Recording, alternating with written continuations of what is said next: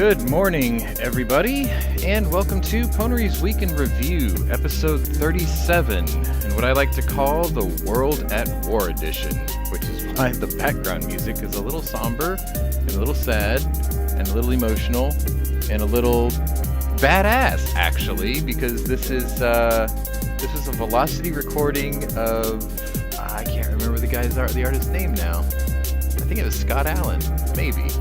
I don't know, I could be wrong though. I don't know, I just really dig it. So anyway, yep, this is the Week in Review. This is episode 37. Never thought I'd be doing this many of these by now, but apparently some of you like to watch them and hear this, and that's why we do it. It also gets me out of bed early in the morning, so I actually don't waste my entire weekend, because that is pretty common. So the basic, rundown of the show, personals, weeks in review, and then we brought you 5.5 stories today, I guess. The sixth one actually goes into the fifth one. It's more of a E-Honda style what if, which I think it'll be pretty fun as a social exercise. But anyway, if I didn't get copyright struck for this intro, cool. But if I did, well, it'll still play. I'm not monetized anyway. I don't even have a Patreon. I'm self-funded. But we're going to have a very fun week in review. Personals, for sure. As I let the intro wind down. That I had to edit. I think it turned out pretty good. What do you guys think? Anyway, I have two panelists, because Tony has more excuses than Kamala Harris. Anyway. So I've got Scott, and I've got Nightstrike. Good morning to both of you.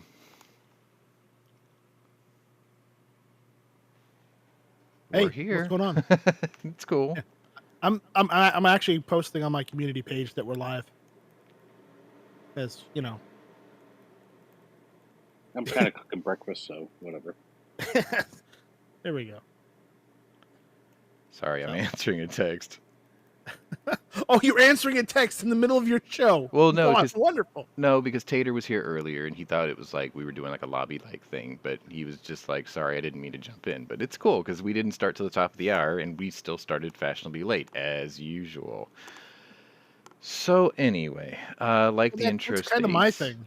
You're taking my thing now, Well, no, I'm not screaming shall not be infringed. No. Starting fashionably late, that's also my thing. Oh. Well, it's everybody's thing. I think the only person who starts on time is Gizzard Gary, because he's up 5 hours before society, and and freaking Travis, because he's also up like 3.5 hours before society. I don't know how he does it. Spends all night grading papers and stuff, and then he still gets up at like 4. Is he military? Is he ex-military? No, he's just he's educational system. Yeah.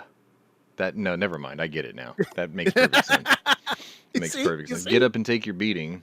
You get up and take your beating, and then go to work. Take it a bit more, and then maybe. Oh, I know it well. Like, okay, so the last 2 years of high school, my neighbor, he lives the street over.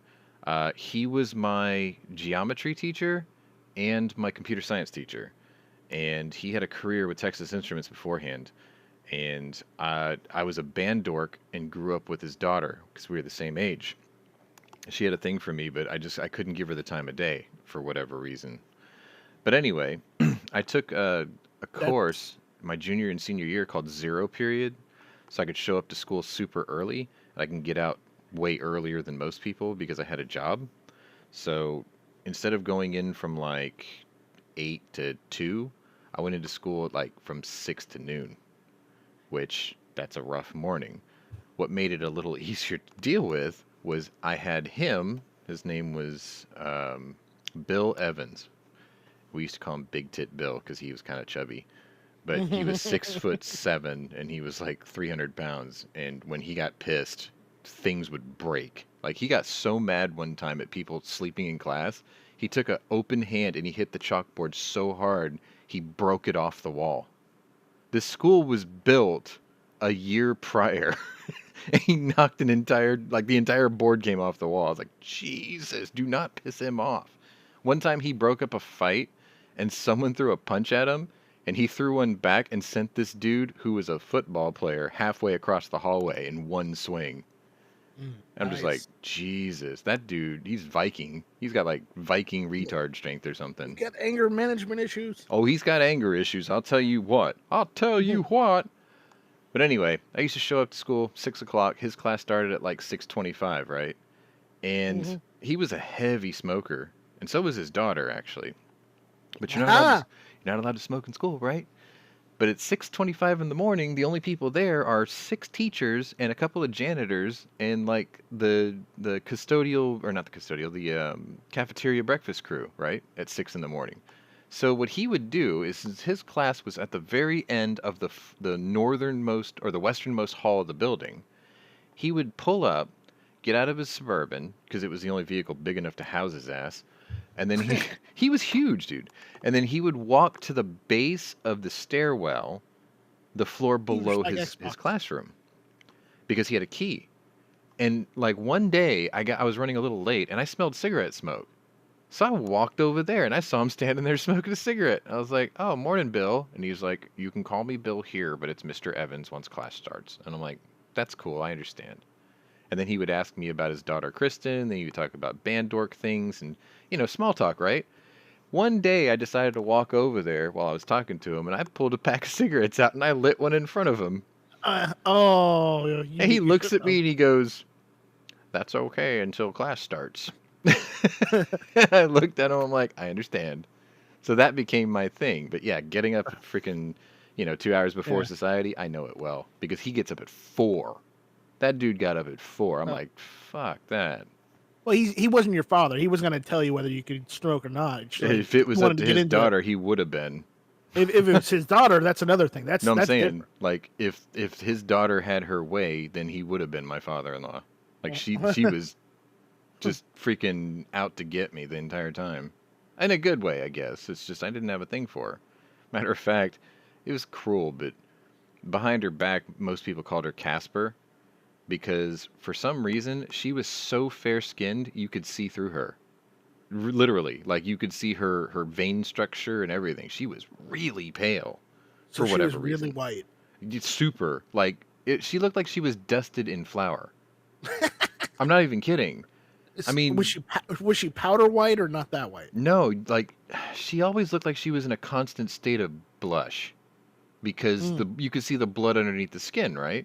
So it was like her skin was clear in a way because you could see that, and it was kind of awkward because we had a pair of Is identical. that because their skin didn't have enough melanin or something like? No, I have a theory, but see, her and I went to school with a pair of albino identical twins, and she was paler than them. So you're saying that she was Irish? No. Evans is a British name.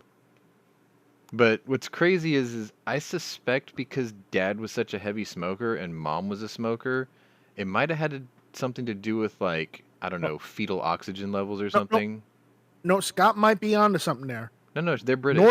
Northern Irish, otherwise known as English. I don't know. Evans is a British surname.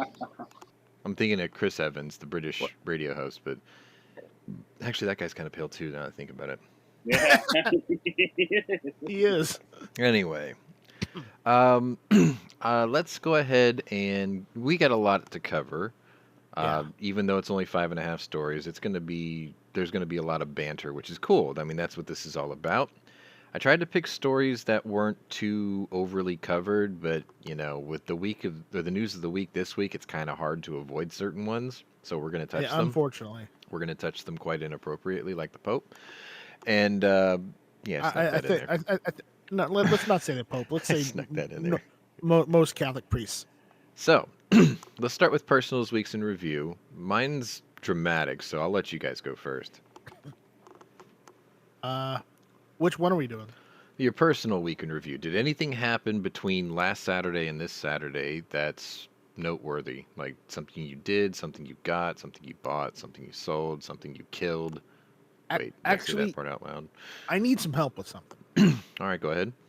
Okay, since you and Scott are like the two best people to ask, if I wanted to get 2 Carcano rifles, just the short ones, the carbon ones. Yeah. with the bayonet on them and everything. Yeah. Which vendor should I get them from right now? Huh. Because I've seen them at Where RTI, but I don't really want to go through RTI. Well, those Um, ones RTI were probably the Ethiopian ones, No, those are so you listed want as to such. fucking avoid those. Those would be specifically listed as such. If you want the flip-out bayonet version, just go to Classic for it. Yeah. Classic. Yeah, I got the Or if you 9124 can Troop find them at Special. Bob's. Not Bob's, You talking Bud's Gun Shop? Bud's. Yeah, I'm that would be banned my from second Buzz. choice too. Because I I'm know banned where from Buzz. when I got mine I can't from order Buzz, from Banned Buzz. from Bud's. Yes, Just get it at Classic then. That is a story for another day. It's okay. Just get it at Classic then. If you want the cruciform bayonet one that doesn't have the full handguard, Classic still got decent ones, like pretty decent ones. Yeah, well, the reason why I was looking at what you call it, the RTI, which is because they're going on sale for $199. So do it. See, I'm here's thinking the of beauty of the getting two. Carcano. Even if you get one from Royal Tiger, and it's in what they would consider fair condition, fair to good condition, as long as the stock is not cracked, I have covered every single piece of a Carcano rifle in 2 videos on my playlist for This Old Gat. So On how to clean anything 'em? everything. There's only like Okay. 16 pieces to the gun. You can have the whole thing apart in pieces in less than 3 minutes. You only need one Okay. screwdriver. So Oh, okay. All right. and a That's hammer and a easier. punch, I guess. But yeah, if you want to go RTI, go for it because there's certain guns over there that I can only buy there. Like they've got Burdans, they've got the original the Lee Metford rifle. Where they're getting them from, like Scott was saying, if they're the Ethiopian cut downs or pickups or whatever, it'll say it in the listing. And unless you really want it or you just want a wall hanger, then go for it. But otherwise, the Ethiopian ones are pretty clapped out. These are the NRA very good to excellent condition. Oh, yeah, do it. They're going Totally. for $199. Totally. I'm just gonna. I just want to get 2 of them because, well, I was 2 of the looking at same one. My dad wants one, Mm. and I was looking at buying one. My dad's like, just buy 2 of them. So you want both of the same model? Both the same model. That way, if my dad wants to go shooting with me, we can go shooting. See, the thing is, anything you buy your dad, you're going to inherit. Yeah. Realistically speaking. I don't mind having multiple because I believe it or not, I actually kind of like the Carcano rifles. Well, what I was going to suggest is get one with the cruciform bayonet and get one Troop Special, which is the short rifle with the full handguard. That way you have both variations, both same caliber, He wants both the same carbine everything. model too. They are. That's what I bought. The first one I bought was the 9124. It's the short one. It's the exact same one as the cruciform one, except it's got the full handguard because the carbine with the flip-out bayonet, it's only got a quarter handguard, so you can't really hang on to the front of that rifle very well without getting poked by the pokey, unless you flip it out. They're out of stock of the carbines. Classic has the here's the better 9124. thing. If you end up getting both of the same one, Mm-hmm. keep the good one for yourself. Could give your dad the shitty Yeah, one. there is And that down too. down the road, you can always turn around and sell one because let's face it, they're only going to go up in price. Yeah. That's what I was thinking too. Just getting two the same and like just. So the keep 'em problem in the- you're going to run into, that Yeah. most people with Carcanos are going to run into, Ammo. no, actually that's not too bad. Clips. Yeah. Good. Actually, luck. RTI has them on sale too. Okay. I mean, if they've got stock, do it. But when I bought mine, it was like, 2 years ago? Yeah. There was no clips. Like, the rifles were here, and then what few clips were out there, they got sucked up quick. I found a company in the Midwest. They do reproduction Amazon? military rifles, and they make, like, fully machined blanks or whatever. And they make blank rounds. And they had clips, and I bought all of them. I was just like, nope, give me all of them. I had to buy it in 2 I'm pretty orders. sure you can find those loaded clips with the dummy rounds on Amazon. Probably. They're kind of pricey, though. Because, like, the Like clips 20 I got, bucks for I think 5 were rounds. $8 a piece. The last time I bought the dummy rounds with 5 rounds in it or whatever, like this one would be 6 rounds, but the last one I bought was a Swedish for 5 rounds. It was $45 just to have the clip. Oh, And then when I bought the Berthier clip with 5 rounds of actual Lebel ammo, that was like $55. Well, But I got a you're clip talking that's worth French. $50, so You're talking French firearms there, so that's yeah. its whole little own animal. Yeah, those 5-round Berthier clips are unicorn horns. They really are. But yeah, the Carcano ones, if RTI has them, then yeah, totally go for it. There's a, I think I'm looking here. They said they have these 6.5 by 52 Mhm. and 7.35 by 51 clips. They're the same clip. Yeah, they're the same clip because Yeah. it's the same And cartridge base. they're saying they've got the steel. It looks like they're blued. $9.99 a piece. Yeah, go for That's it. not bad. No, go I think for the it. originals were actually brass. They were. That's what I got. What do you think? 4 per rifle? Is that all right? Well, what I was gonna say is Liberty Tree has the original Italian issued clip pouch. It's a double pouch, and it holds 8. 8. Yeah. Ooh, I don't know if I want to spend that much. Well, get your dad to buy the clips for his own rifle. Just give him the link. Or have him forward you the money and just be like, this is perfect. Say, hey, Dad, I got to get some clips. They're kind of pricey. Send me some money so I can buy enough for both of us. Right. Don't tell him how much. There you go. It's like, hey, Dad, I got to buy some books for college. Send me some money. No. Only new books are available. So that book that you thought was $50 is $350. He spends $350, or he sends you $350. You spend the $50 on the used book, and you got $300 in your pocket. I'm not in college anymore. Hashtag college advice. No, I mean, it's the same principle. Like, I need to get these clips. So. The pouch was like $24. Leather. That and I'm looking to get an SKS, so another one. Bullpup all the things. Joke. Joke. Not in your life. All right, so that's... Okay, so you want to do Carcanos. That's cool. I actually wanted to do... I have the 9124. I'd like to get the full length also. But those are getting pricey. Yeah, I saw RTI has the full length ones, and that's probably where I'm going to end up getting it from. But here's the other thing: I want the 7.35 inch, or sorry, 7.35 millimeter short rifle also, because I have the correct scope used by Lee Harvey Oswald on his rifle. So I want to build a copy of that rifle. The funny story about it is Oswald actually ordered a 6.5 by 52 9124 carbine, like I've got, from some mail order place, I think in like Chicago, and they ran out of stock. Now remember, this is before the advent of the internet. This is also around the time where small towns had 4-digit phone numbers. You would say, operator dial Tulsa 3456 or whatever, right? So they sent him a 9138. They sent him a 38 in 735. When we say 9131, we mean model 91, 1938. Yeah, they just kept making new ones, essentially, of the old design, and then they just did it in the new caliber. Right. So because the clips are interchangeable and the pouches are interchangeable, because the base cartridge is still the same shape, just the bottleneck was different, I'm cool with the idea of getting a 735, for sure.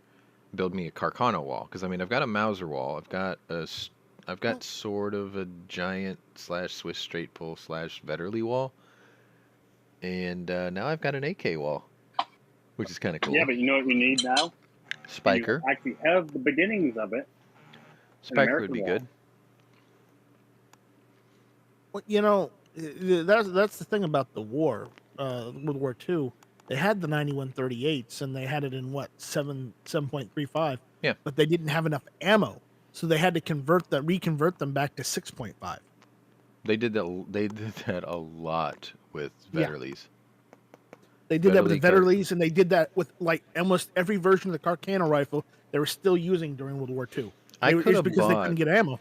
I could have bought a Vetterli Carcano in 635, but after seeing Othaius's video about how splody they are, I'm not really interested in getting one. Just not interested. A little nervous, are you? Come on! You love splody rifles. I also like keeping my eyes in my head and not having a giant splinter of those stock go through it. Oh, Oh, stop being such a baby. It's not like you're trying to put Okay. 50 BMG through a rifle that can't support it. All right, you buy one first. Who was that guy No. who blew up 250 cals? You can be that guy. Yeah, you can go be Yeah, that. but one Kentucky time he did it on Ballistics. purpose. You could be the next Kentucky Ballistics. No.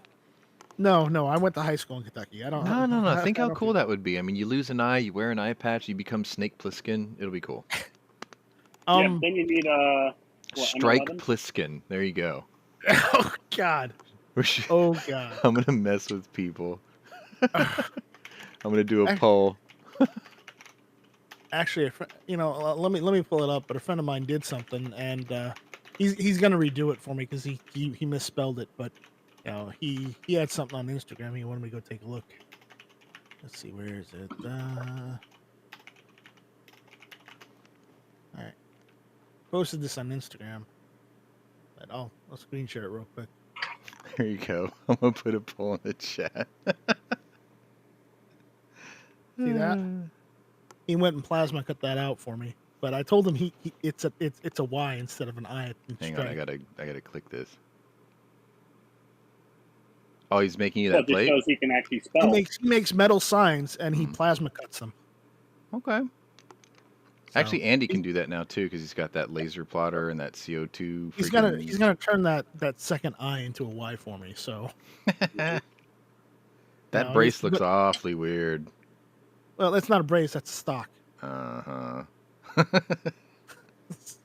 He just used my logo and he just went nuts with it. But either way, that's pretty cool. Yeah, looks good. So I I just figured I'd this share without that. breaking the stream. There we go. All right. Okay, cool. There we go. So, yeah, there's a poll in the chat. Go ahead and, hit that up. Yeah, so look at this poll. Oh, I worded it beautifully. You'll Oh, I see. bet you did. That'll be awesome. So anyway. No, oh, yeah. absolutely not. Oh, yeah. Oh, So- everybody's saying yes. God damn. I don't want to lose an eye. Okay, I already wear glasses. You're cool with Federally Carcano. Go for it. No, At least I you do go not out in want to. style. Maybe you can sue the Italians and they'll send you like a Fendi eye patch or something. No. Get your Gucci on. No, absolutely not. Enzo Ferrari signs it or something. I'm God. kidding. Not unless I can get one of the Beretta family to sign it. There you go. See, now you're thinking. All right, Scott. Week in review. What do you got for us? Well, I'm gonna go hopefully and put my down payment on my CZ97B this time. Mm-hmm. Mm-hmm. If he didn't sell the gun again. I'm telling you, dude. If he sold it again, you look him right in the eye and you go, "Sell me yours and get yourself another one." Yeah, that may happen. I know who voted no. I know for a fact who voted no. Yeah, you bet you One do. vote. You know who voted. I know who no. voted I no. also yesterday got in the mail 2 extra Don't want to be Mr. No Weapon Depth person. Armory 10mm magazines, which were freaking expensive. Yep. Wait, like 30-something bucks, right? It was like $87 shipped. For 2. Mm-hmm. It's Ugh. H&K money. That's easy. Mm-hmm. It's like Rockin' Island money. It's the new thing, right? Well, the gun was cheap. The magazines aren't. Yeah. It's okay. I can't complain because I paid $800 for the gun. Yeah, That's see, worth you're breaking 1,500. even now. You're working your way up to its level. Mm-hmm. Be awesome. But honestly, I only need 3 good mags because Only 1 in the gun and 2 reloads. That's what I got. That's what, 51 rounds, so that's plenty.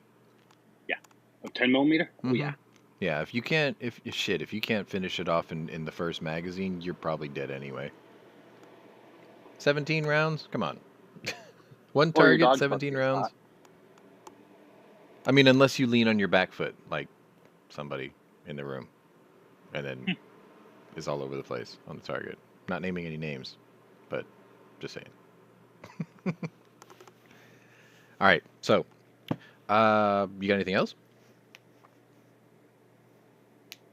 Yet? yeah. Fine. Okay, so my personal week in review. Um, I had this crazy idea. I even texted my FFL and I was like, "Hey Tom," I was like, You got a gun this week, didn't you? Sort of." So I was like, "Hey Tom, you ever get a crazy idea and just run with it?"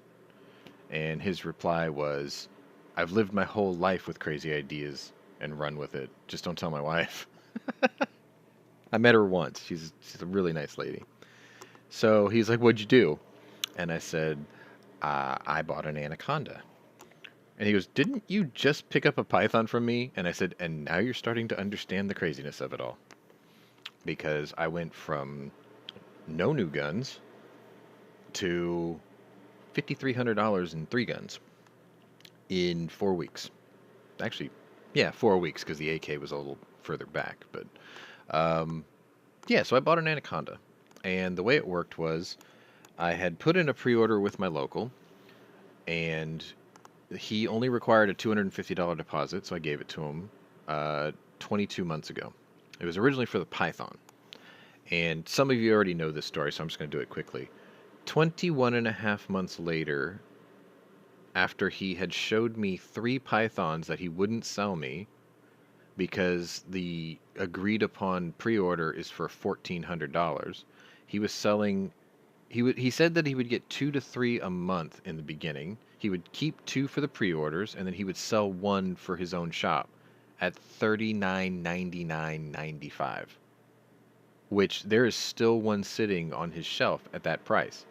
Insanity. Yeah, because he's never selling one. Right. He's never selling it for that price. He He just sold a put few. that price there. No, he sold just a few. So because the serial numbers are different. At that price? Some idiot paid $4,000 for it.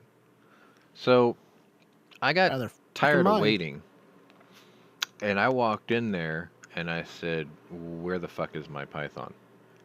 And he checked the list and he said that there were still 20 people ahead of me. Now, the reason that he had such a large pre-order list is because even though he's a small shop and his buying power is incredibly weak compared to other stores, he's listed by Colt as the #1 retailer of Colt firearms in my side of Texas. I don't know how, but he is. So he got a lot of pre-orders that were internet orders. I was still number 20 after 21 and a half months. I was actually 21, but one canceled that day and they corrected the list and I was 20. So he told me, he was like, "Look, if you find one somewhere else, just go ahead and buy it, and I can either take your deposit and apply it to something else," because he showed me an anaconda that he had. He was like, "I can apply it to an anaconda if you want, or I can, because your pre-order was so old, I'll give you your $250 plus an additional $50 store credit, so you'll have $300 worth of store credit with me." And I thought, all right, let me think about it. Drove home, kind of pissed, but the anaconda he had, he wanted $2,000 for, and I thought, well, okay, I can transfer over to that if I really wanted to. So I mulled it over for about a week. The python came, loved it, got it, did the videos on it, and then turned around and decided, yeah, I'm going to go ahead and take a little extra money out, and I'm going to go buy that anaconda. I was like, fuck it. It's $1,750, but it's fine. I know I'm overpaying by quite a bit, but I was like, it's cool. So I went back over there Monday, and I said, "Where's that anaconda?" And he said, "Well, let me go check," because the one that was behind the counter was gone. So he goes to the owner's wife, who's doing background checks in her office, and he was like, "Hey, do you have a 6-inch anaconda back here?" And she goes, "I do." And he goes, "I want to sell it." And she goes, "It's not available." And now I've dealt with this lady for like 12 years. Like, she's cool with me. It's just, she said that and didn't know I was standing outside. And he goes, "Look, he's here right now." And she steps out and she sees me and she goes, "Oh," she's like, "I'm really sorry, but I can't sell it to you." "Why?" "Oh, because I have a commitment for it already."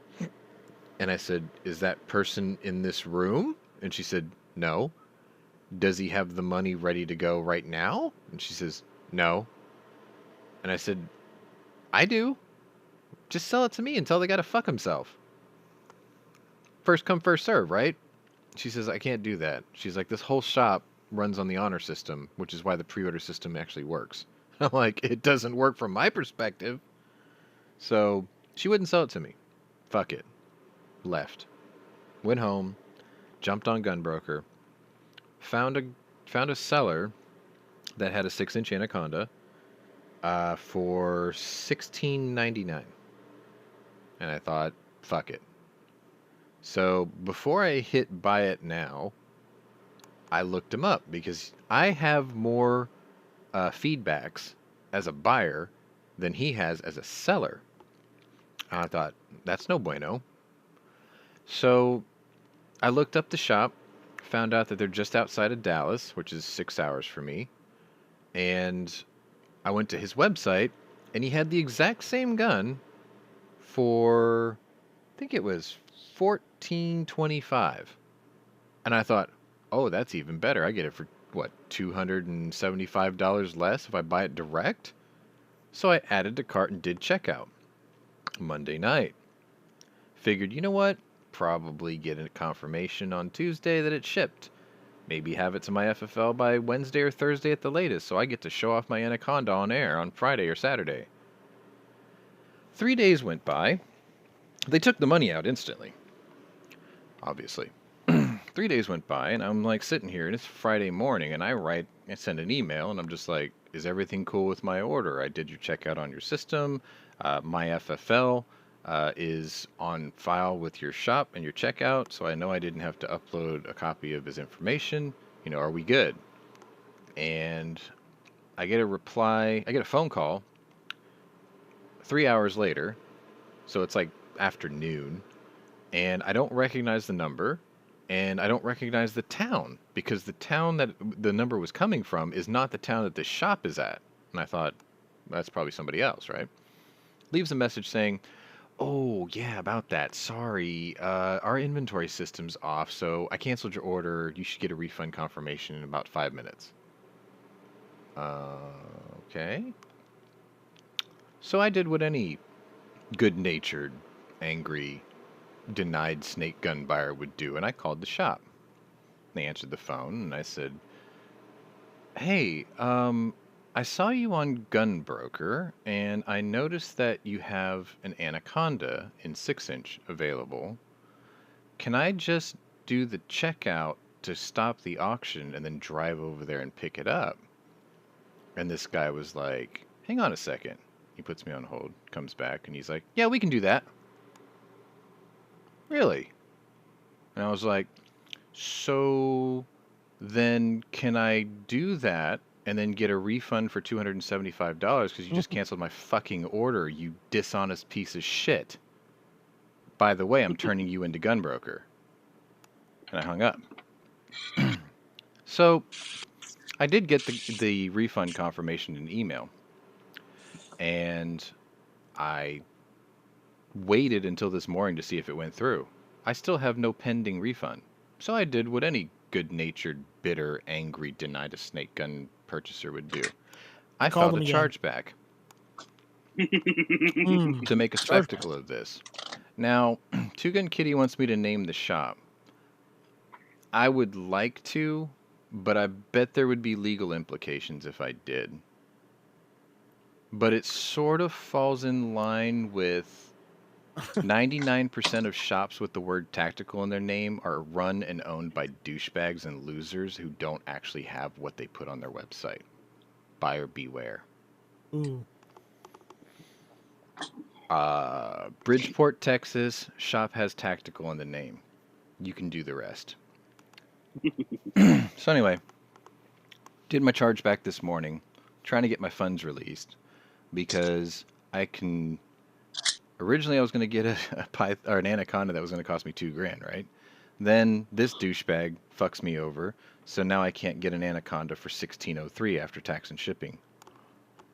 But now, the guy I bought my Python from, way up in Pennsylvania, I hit him up. And I said, this is what happened to me.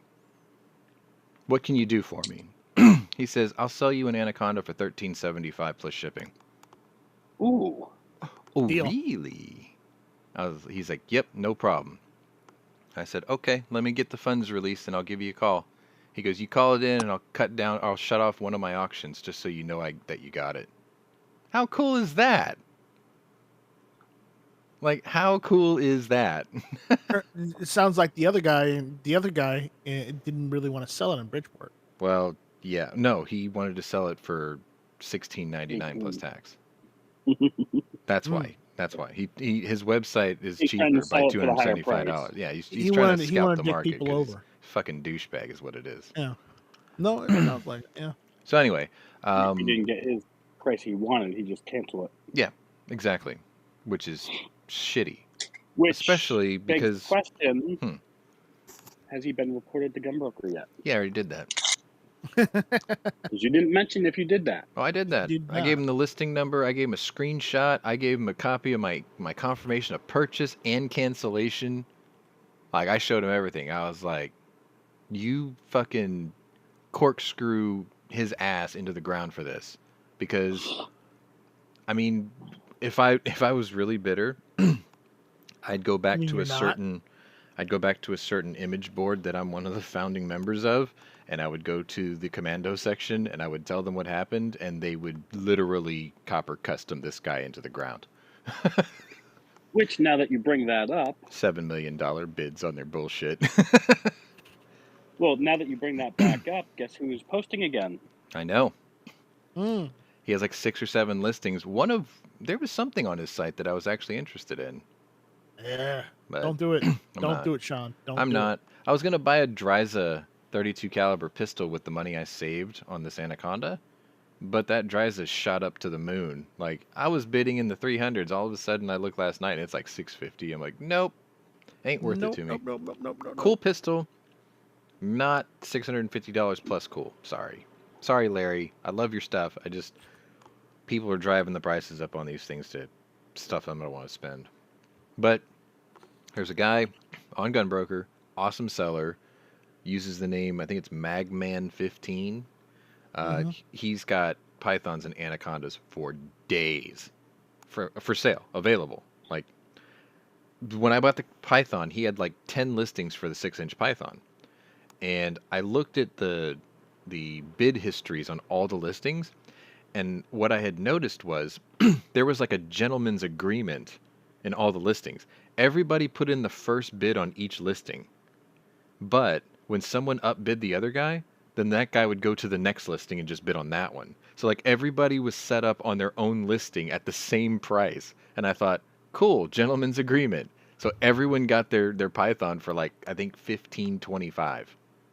That's not bad. That's not bad because, you could drive it up to $2-3 if it was one listing and all 10 of us were going at each other, But we all, I guess everybody did the same thing collectively, and we all got it for the same price. I was like, I can live with that.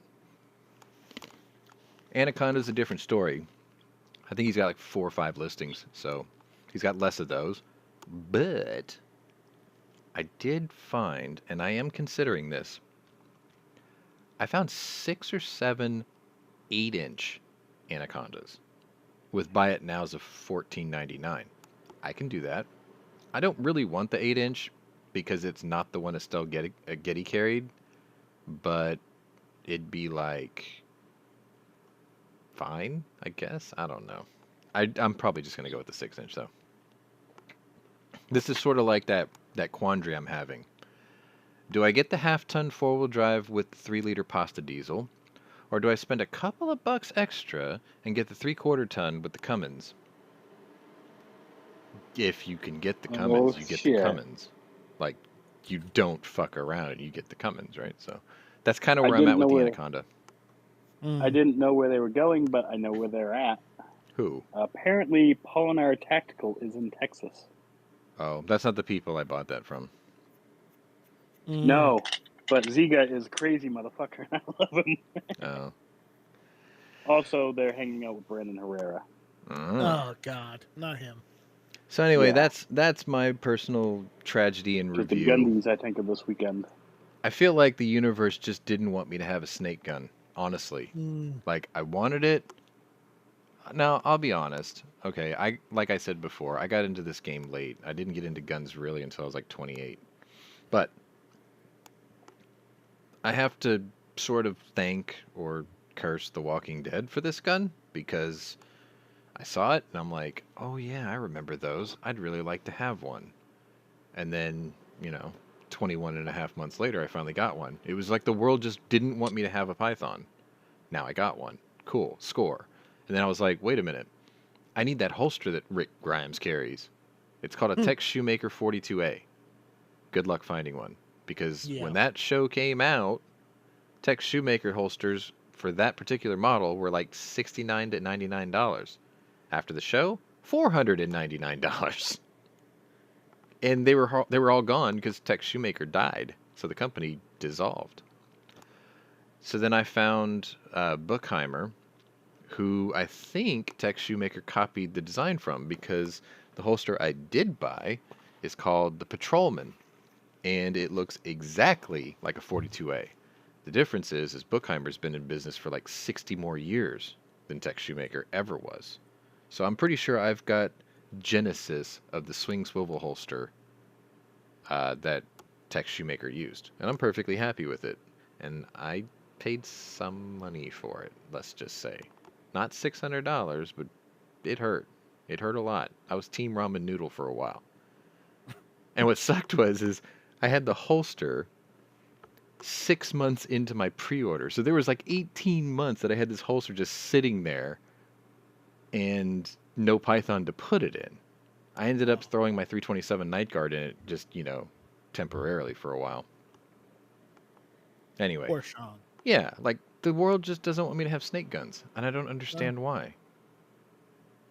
But I'll have them. I'm For gonna the same force reason it. the world doesn't want me to have any more 30-06. I'm swimming against the tide, man. It's just like, you're not gonna let me have it? Fuck you. I'll throw enough money at it to solve the problem. Oh, and I have to say something. GME hasn't got a restock? No. I have to say something because I've heard this by several people, and I have to like sort of correct the record here. I am the furthest thing from wealthy imaginable. Okay, like people are like, "Oh my God, I wish I had your kind of money that you can buy all these guns and you got a Python and an Anaconda and a 500 Magnum and a Night Guard." No. He did the same thing Squib does. He put it on the credit card. Some, not all the time, but yeah, I'm not wealthy, and I'm self-funded too. So like everything you see on this old Gats or I do my gun reviews on, that all came out of pocket. Like I don't do Patreon. I don't do any of that stuff. I don't think I've got a big enough audience to even ask that, so I don't do it. I don't even have Super Chat yet, but whatever. Yeah, how many subscribers do you have? I think 596 last I checked. Yeah, Like I it's mean, slow growing, but it's because I break the cardinal rule of YouTube. I don't do one thing on the channel. I do 8 things. So right. And it's hard to keep an audience from one thing to stay subscribed when you put out releases of the other thing. But it's right. kind of cool because the whole goal of this channel, with its, I guess you can call it mosaic of topics, or it's, being eclectic, is it's to illustrate that gun people are just people, right? Right. So if I only did gun videos, then they're going to be like, oh, typical gun guy. It's like, wait, no, he's a mechanic, he's a woodworker, he obviously does like news and political reviews or, commentary. He has his own show. He does video games. He just, I try to spread it out because that's what most people are not one dimensional. So I'm trying to illustrate that in the form of this channel. So it's hard to get a target audience because I don't have a target. I have 8 targets. And if you follow all of that stuff, thanks. It's just we're a minority, clearly. Right. Don't worry, someday I'll get that super chat money and I'll finally get that FK Burno. Yeah. Yeah, just like I'm rolling in super chat money right now. I'll tell you what.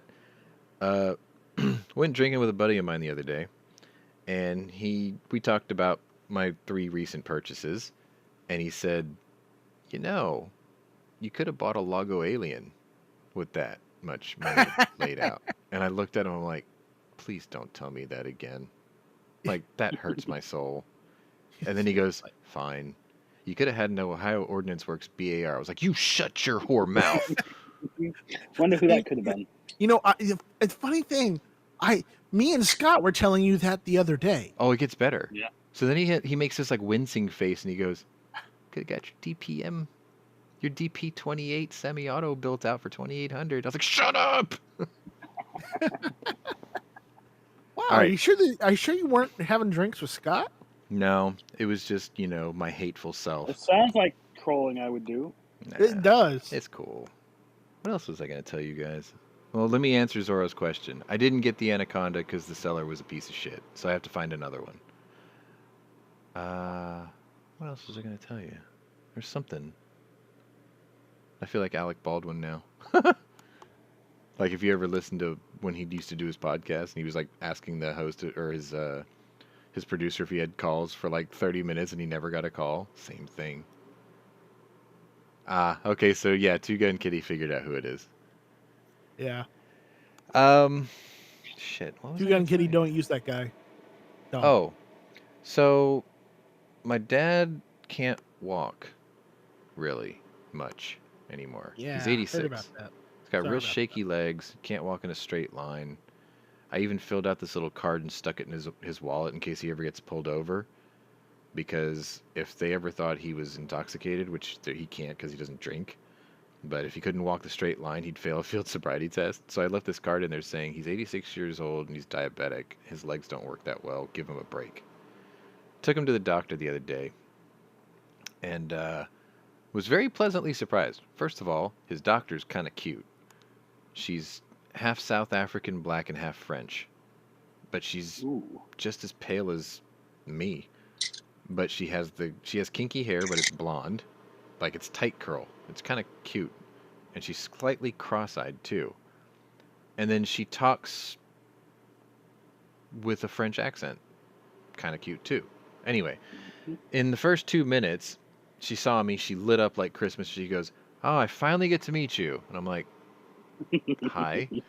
And then she said, "I don't know what he's told you, but there's things I need to tell you." And I'm like, "Funny, I was going to tell you the same thing, but you go first." And she said, "It's not his diabetes, and he has very bad arthritis in his lower spine, and it's crushing the discs in his lower back, and he's got pinched nerves up and down the lower half of his back, which is causing," and I finished her sentence for her. I was like, "So basically what you're telling me is he's got shorts in the wiring, which is why his legs don't respond."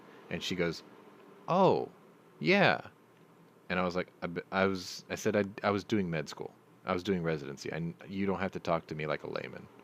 So then we talked shop for like 30 minutes. He's got to go in for a CT scan, MRIs. They're going to dye his blood because they also think that he's got a bunch of clots in his legs. So now he's a stroke risk. I got to take him to a vascular surgeon or vascular specialist. I got to take him to a fucking orthopedic surgeon. After that whole debacle, and they took like 6 vials of blood out of him, I was like, well, we're going to have to put the blood back in. So I took him to World of Beer. And we ate a bowl of chili and had a couple of Irish mules and a few... He had a youngling for the first time because they finally have him here in Houston. And, Finally? Yeah, and I was drinking Golden Drax, and I noticed that they have a new chalice. So I was talking to the bartender, and I said, "This is a really nice glass." And he goes, "Yeah, they changed them this year." And I'm like, "I'd really like to have it." And he goes, "Well, I can sell it to you." And I'm like, "Really?" And he says, "Yeah, buy a refill, and I'll just charge you for the glass instead." Okay. So I bought the glass. It's really cool. It looks like a dragon egg. And Hey. it's got like branches or antlers coming up the sides of the base. And then it's got gold inlay across the rim. And then it Well, says that was golden. nice of him, though. Yeah, and it's got Golden Drac on the front, the word, and then the dragon on it. And on the back, it's got these dividers. So it's like 10 centiliter, 25 centiliter, 50 centiliter. And I was like, hold up.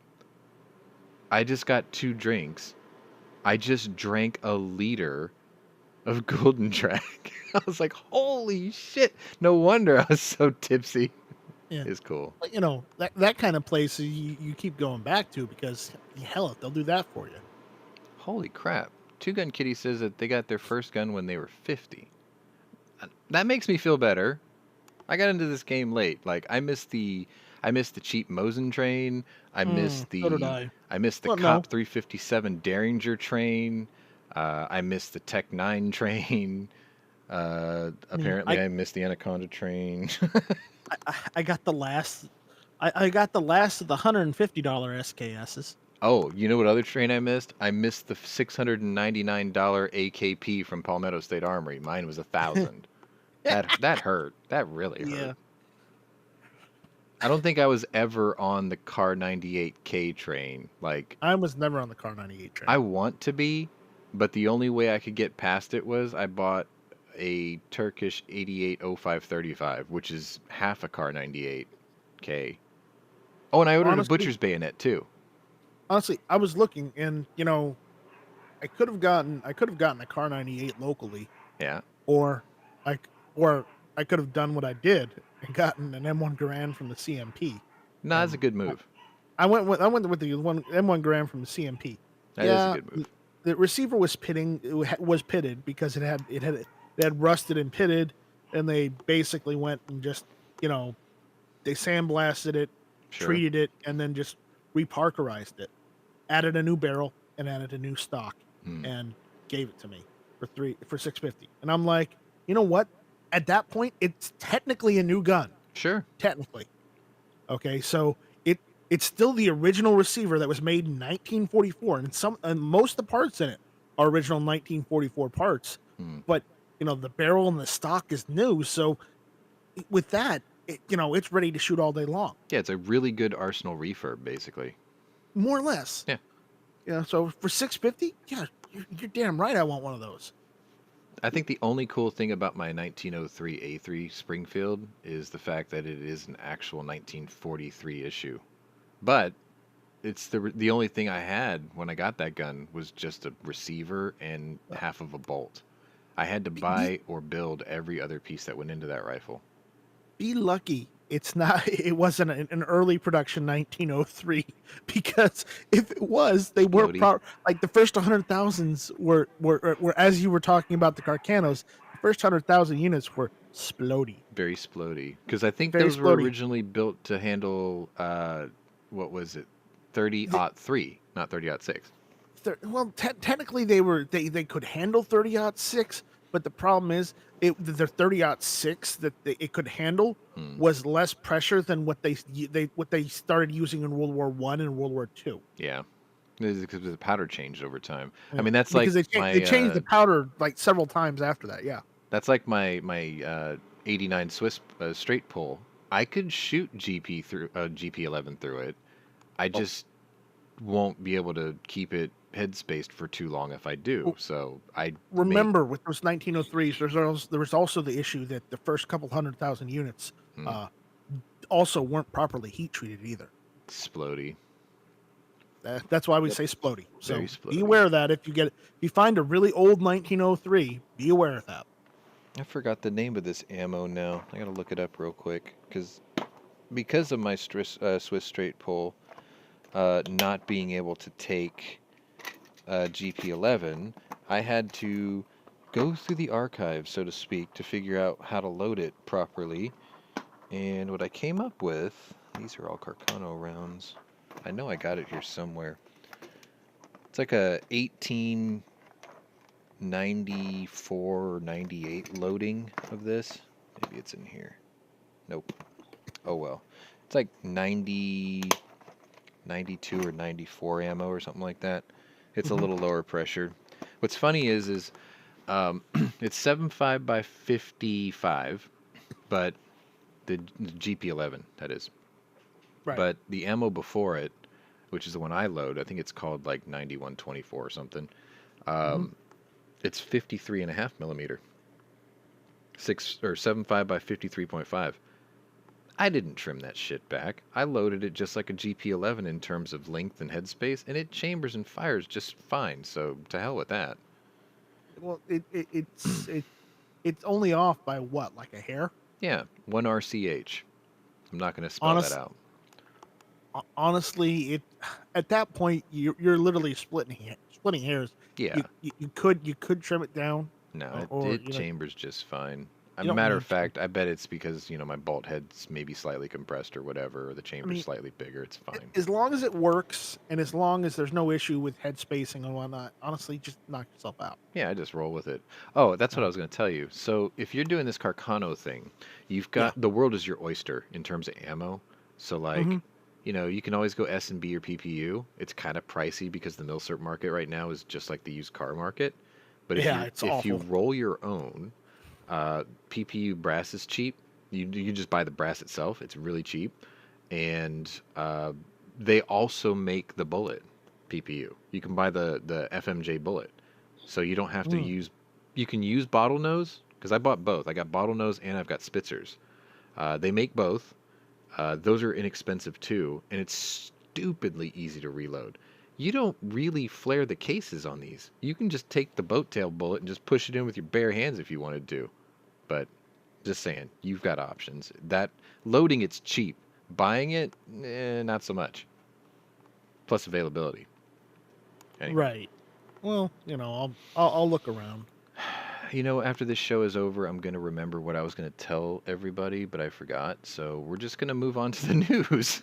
Let's move on to the news. I mean, we've been talking shop, and as much as people love hearing about talking shop, but they probably want to hear what's going on in the I world. do like how the poll is going so far, though. Oh, come on! So let's get caught up on I chat. I refuse to be Mr. No Depth Perception. Okay. Right. So Galilian Gonzalez, also known as Zorro, he got his first gun around 21 to 22. Let's see. Two Gun. Oh, Ozzy's here. Good morning. Two Gun Bark the moon. Kitty says called a gun shop down by Houston about a Sig Equinox availability. Said no, but had a special edition staccato on sale. Oof, those are Tempting, but not tempting. over 3,000 tempting. So, fun fact: two of my favorite things are neighbors.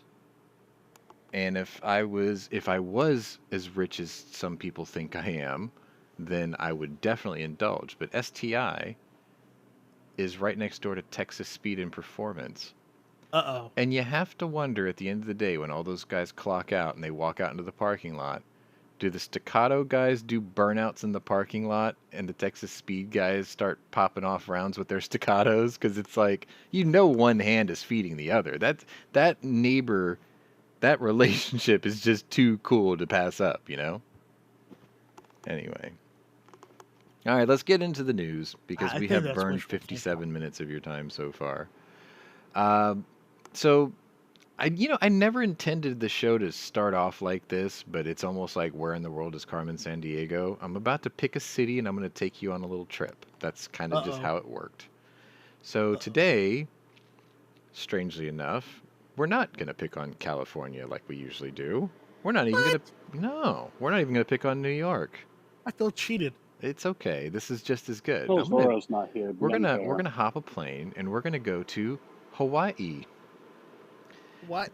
Hawaii. So we're going My to cousin lives start there. our first store with Hawaii, and it's basically that Hawaii doesn't trust their own people.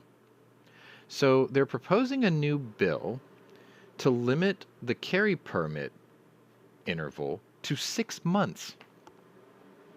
They require 22 hours of mandatory training every time. Think about that. 22 hours of training for a license that's 6 months. And then 6 more months you have to do it again? At least that's the way I read it. I could be wrong. Like, that's not going to get taken to court. That's the way I read it. That's the way I read it too. And the way I think they're doing that is because they want to inconvenience the gun owners so much that people will just be like, screw this, it's not worth my time. Mm-hmm. And they want to mandate carrying a taser. Why? I mean, it's not like you're going to be on a boat and a mahi-mahi's going to jump out of the water so you can taser it instead of shoot it. It's because they can. But you would pre-grill your dinner that way, which would be kind of wicked. Anyway, yeah, apparently they just don't trust their own people. I mean, how much gun crime actually happens in Hawaii? You're not going to get away. You're on an island. Where are you going to go? Book 'em, Dano. Anyway, I figured this was going to be a quick one. 6 month permits. They're going backwards is what it is. There's this avalanche that had started a couple years back called constitutional carry. Because for years, even during like gun channels days, there was only like, what, 15, 14 states that had it. Now there's 21. It just snowballed. And it's amazing. And you could tell that the media hates this because like Houston local news is just slathered with shooting stories these days. And it's like, I know what you're doing. I know what you're trying to pull, and it ain't going to work. Because none of the people in your stories are us. Not a single one of us. Road rage is going to happen no matter what. So it's not because we pass constitutional carry that road rage happens. It's just not. Kids are not getting shot in playgrounds because we pass constitutional carry. It's just the not. number of open carry states went up too. How many? So, I have no idea. But Man, you can't lead in with that unless you got the number. I'm going to lead in because my state finally has it. Fine. Let's see. Chicken says he got a Russian matching SKS grade shape in trade for 3 Anderson lowers he built out. That's not bad. It's not bad, no. That's not bad because he's going to take each Anderson lower. He's going to sell it for like $450 anyway. Right. It's the way the market works now, right? It's like you didn't have $450 in each one, which is good for you because you ended up with something that's worth $800. That's cool. I'd go for that. Anyway, enough of Hawaii. So let's take you on another trip. And I believe this is a trip to, well, the state that Hickok 45 makes fun of all the time, actually. You know, coming to you from the hills of Middle Tennessee. Even though he was originally from Kentucky. I'm going to take you to Kentucky, kicking and screaming. And I went to high school there. I titled this Social Injustice. And it says, I am a leftist radical gun control advocate, and I was just bailed out by another radical leftist group for attempting to assassinate a mayoral candidate from, you guessed it, a leftist party. Who am I? A guy honored by Obama for social justice just 3 years earlier. Now, if you haven't been keeping up with this story, or you haven't been told this story, or even heard of this, there is a Jewish Democratic candidate running for mayor in Kentucky. And this guy tried to kill him. He's an anti-gun BLM member, and he tried to kill a Democratic Jewish candidate for mayor. And BLM bailed him out for $100K. Now, Mike brought up something. Work? Exactly. Now, you brought up something really good. Where'd they come up with the money? Yeah. Aren't they under the microscope right now? They are under the microscope, which for people that don't know, me and Scott were talking about this in the chat because it's on the news now, right? Mm-hmm. Right now.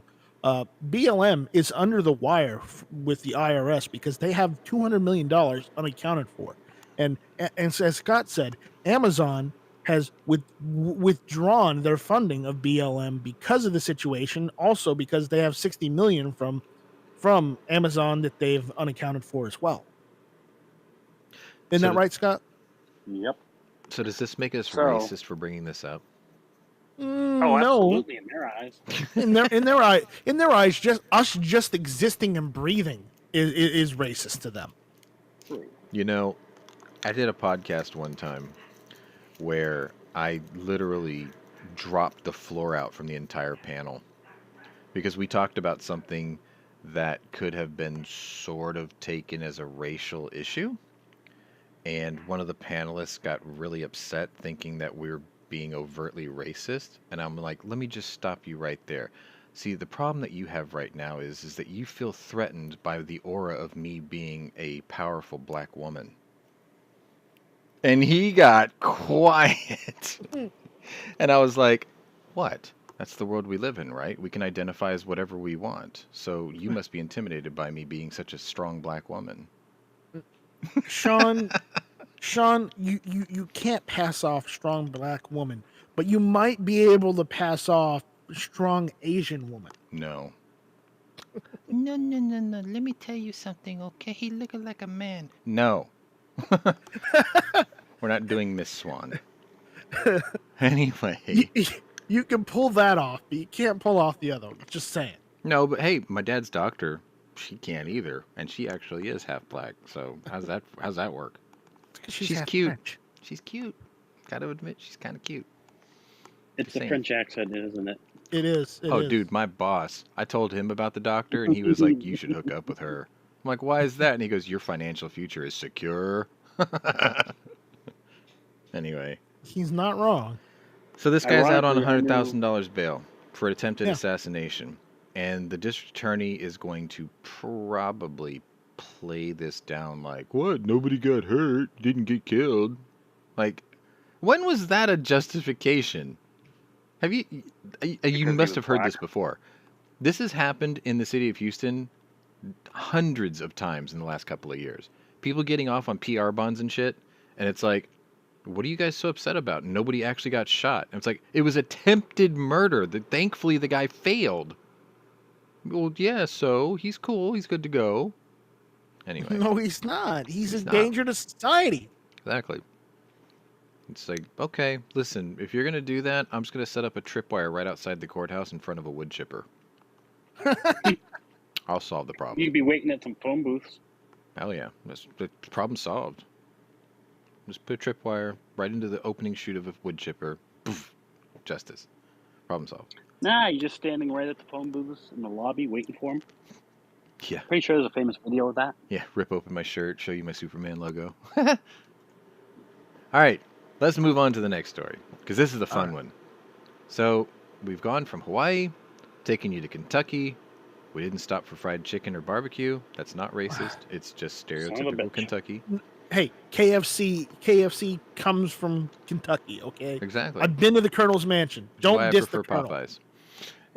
Don't Shots diss the fired. Colonel. Anyway, next story. We're going to head north. Very north. We're going to Ottawa. That's right. We're going to talk about Canada. Scott, put your parka on. Oh, Canada.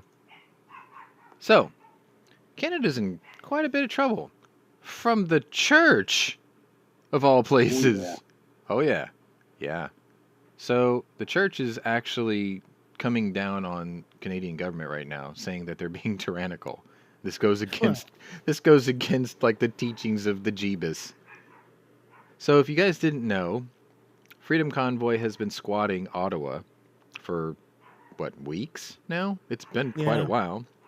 And those who support them have been outed as Nazis and terrorists. Okay? These people have not fired a shot. No buildings have been damaged. Nothing is on fire. No police shootings have occurred. Nobody's been lynched. If anything, they're blocking roads that are covered in ice and snow, preventing people from getting into accidents, right? So, Justin Trudeau and his infinite stupidity. Do I have that picture still? Let me see. I've got the video of them running over people if you want to see that. Nah, I may have deleted this already. posted that myself. Anyway, was it Friday? They finally had enough. So Trudeau had activated what he called emergency powers. Now, this is the first time in Canadian history that this has actually happened. The implementation. Canadian equivalent of martial law. Yes. However, this involves the destruction of personal property. This also involves illegal search and detainment. This also involves vandalism and wrongful seizure of property. So the cops move in. They threaten all the media out of the area with arrest. You cannot cover this on camera. We will arrest you. Nope. The second that happened, everyone should have pulled the drone out of the van and start flying it. And hold their middle finger up at the cops. Eh? Eight. And they should have filmed it from the air. Perhaps. Eh? Eight. And don't say you're sorry for it either. But anyway, so then the cops move into the convoy.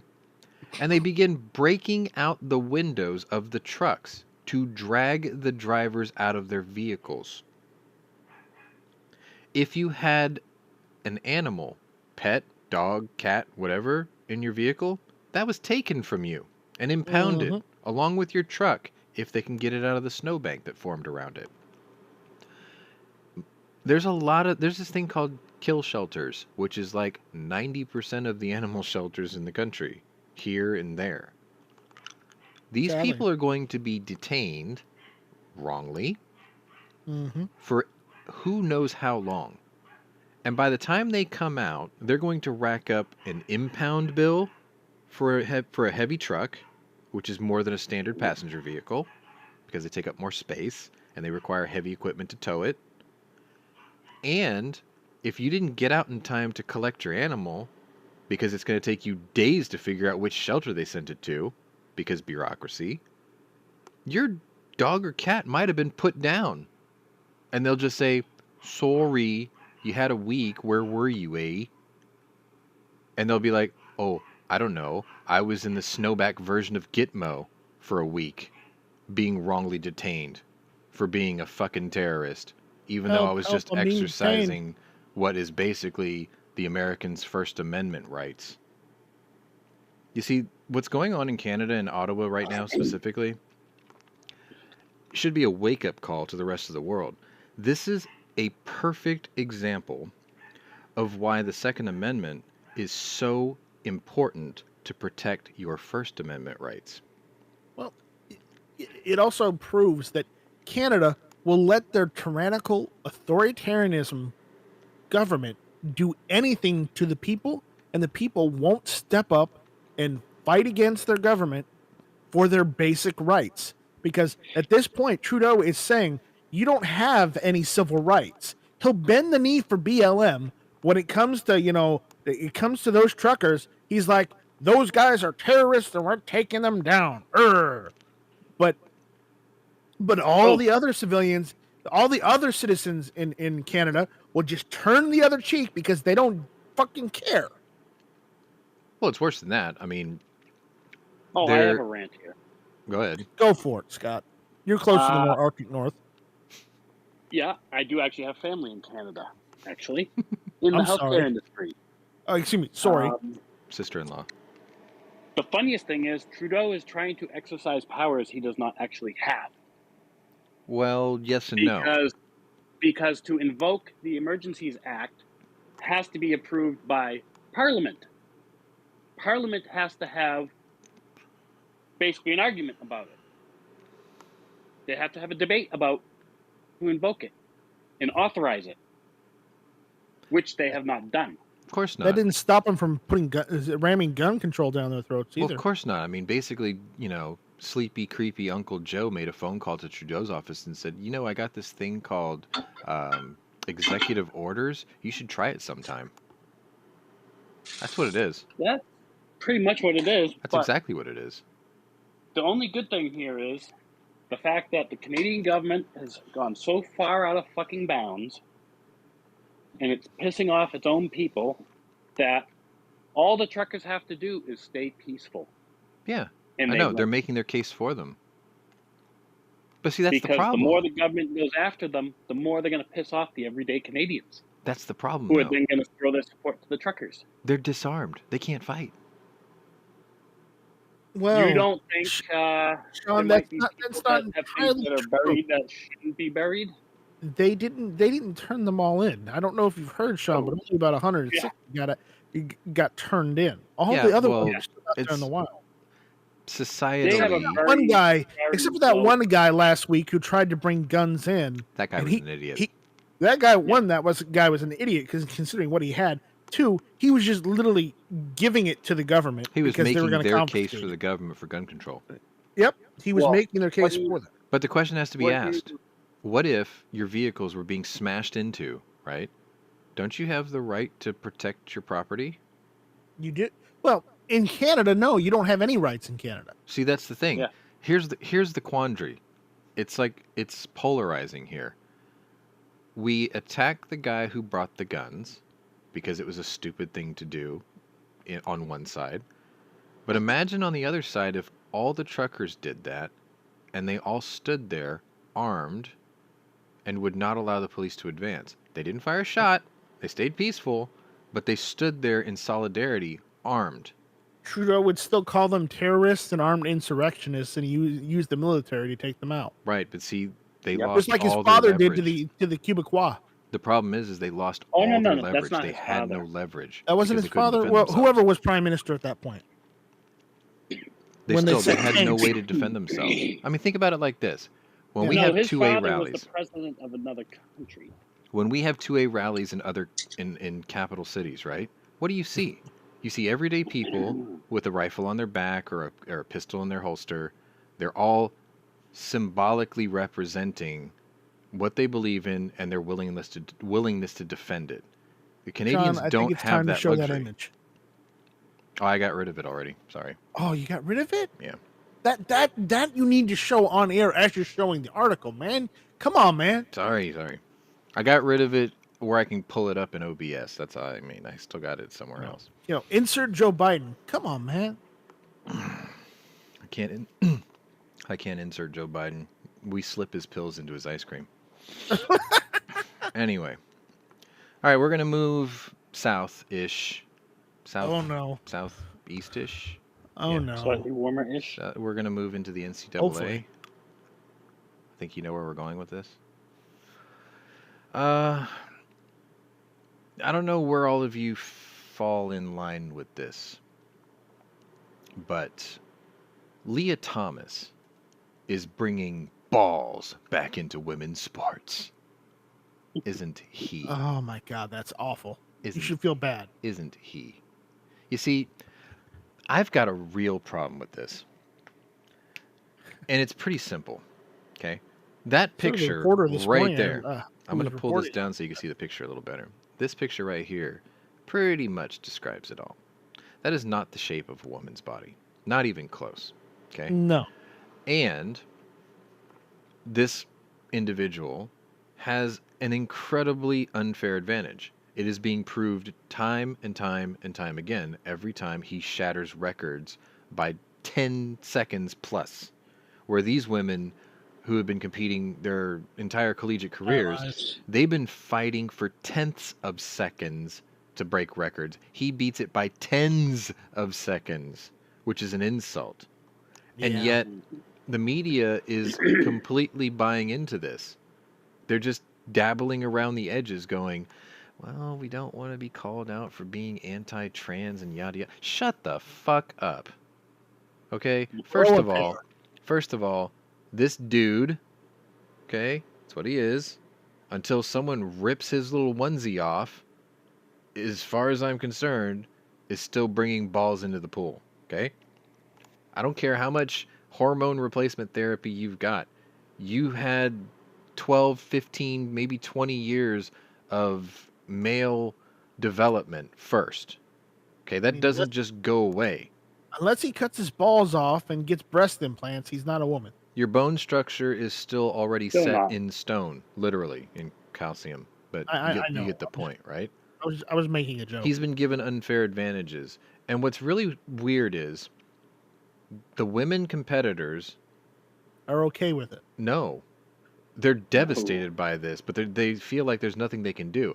This one person symbolically is ruining women's sports. It may be bringing an end to women's sports, actually. What if they you think need about to it. start doing is filing lawsuits under Title IX. I think what they ought to do should be far simpler. Every time this person... Nobody else race? Yeah. Every time this person shows up to this event, every other school and every other athlete on the female team doesn't show up. So this one person is standing all by themselves in an empty pool. You ouster him and cast him aside as an outcast to make a symbolic gesture saying, we're not tolerating this anymore. You can't win it. You can't beat her. You can't beat this person competitively. You just can't. He's got too many advantages. He's winning everything, right? So instead of even giving him a chance to make you look stupid, just don't show. All the schools boycott and say, we're not competing in the NCAA. Or even better, Our school is pulling out of the NCAA. We're leaving because this is ridiculous that you would allow this. You see, Read True Gun Kitty response. That's a pretty good one right there. the same thing that's going on with this is the same thing that's going on in NHRA drag racing right now. I know that's kind of a weird parallel, but think about this. They have divisions in NHRA. Each division is either based on the number of modifications to your vehicle, the horsepower you put out, whether you run bias plies or radials, whether or not you have power adders, whether or not you're four-wheel drive or two-wheel drive. And now they're getting to the point where they may have to start an all-electric car division because they have a completely unfair advantage. They have 100% torque at takeoff and typically are all-wheel drive. And they're doing this with 800 horsepower equivalent, where these other guys have to build 2,500 horsepower twin-turbo LS engines just to keep up with them. It's an unfair advantage. And I'm not saying that electric cars can't be allowed to race. Far from it. Go ahead. It's cool. But they should race against other. They should have their cars. own division. If you want to have trans athletes, so be it. You can be accepting of it, but you cannot compete against the other actual, physical, original, as nature intended genders. Because you're trying to identify as a desausaged potato. You are also part of the biggest group of mental stress, anguish, and suicide. Willingly entering that, you go right ahead. But you're not going to taint the waters, so to speak, of women's sports by claiming that you're a woman now. No. Like, you can't pull that you're intimidated because I'm a strong black woman thing. So what? There's a difference between saying that and actually competing on a physical level. It's a joke. It needs to end. Leah Thomas needs to end. Either you disqualify her, it, him, whatever you want to call him this day, or all the rest of you just say, I'm not going to be part of this circus sideshow anymore. We're leaving this. Because you're not going to win, so why even show up? What's the point? You know what the best part is about this? Of all people, guess who has come out against Leah Thomas? I believe that is Bruce Jenner. Yes. Notice I used his real name. Formerly male Bruce Jenner. Yeah, I used his real name. Does not believe that trans athletes should be competing against genetically who they're trying to identify as. Mm-hmm. Why do I have the chat box in here Because, twice? let's face it, a trans, quote-unquote, trans man, woman through man, would get their ass kicked in any of the male-dominated events. The only advantage is a man competing against genetic females. Yep. And there's a case of it happening in Connecticut even, where there's two high school, college level track runners who are, let's just say, both men, both very male looking, including having facial hair. Mm-hmm. And they are just shattering NCAA track records, running against women. There There's was been multiple lawsuits over that too. There was an athlete, I want to say from Ghana. She was a track and field runner. Very good, very fast, very agile, very male looking. And I have to admit that I actually pity her situation. This is an actual woman. She has been genetically tested through DNA and blood. She is physically female. She is. She's got the plumbing. But her genetic makeup comes up sort of ambiguous. And she became very distraught and depressed about this because they thought it was a man competing at the Summer Olympic Games 2 years earlier. I remember the story. It was kind of heartbreaking because this person wasn't transgender. This person wasn't even trying to be transgender. They were just trying to represent their country. And the whole world came bearing down on him going, you can't be here, you're a man. And this person wasn't. Like, it's the opposite of what they're doing to this Leah but Thomas. I can understand why at the Olympic level they were doing this, because a certain Asian country that's not very well liked right now because of certain virus has a habit of using athletes in an ambiguous way. Well, okay, in so what I'm certain sports saying is there's an argument where to they be made here. required genetic testing. There's an argument to be made here. So this is a story that I didn't put for the show to cover, but the officer that shot Dewante Wright was sentenced 2 days ago. Okay, she received a sentence, I think, of 18 months jail time, but she only has to serve 16 because time served for the last 2. Okay, this is a murder conviction, and she got 18 months. And certain groups are saying that the judge fell for white tears, which is... Well, was this murder or was it a manslaughter conviction? There's a difference. I don't remember. Anyway, the point is they're upset because the sentence was very light. And what's happening here with the Olympic Games, with this woman from Ghana and this Leah Thomas in the NCAA, almost smacks of the similar flavor. Because the woman from Ghana is black, and the whole world came crashing down on this person thinking she was a man, and belittled and tortured her emotionally, right? But you get Leah Thomas, who's a dude that's white, and the whole world is like, you shouldn't make fun of her. She's in transition. It takes a brave person to What about the woman in Ghana who is actually a woman that you all shit on 2 years ago? What about that? So, the double standard works. Like, you see it all the time. And it's kind of tragic. And who wins or who loses in this?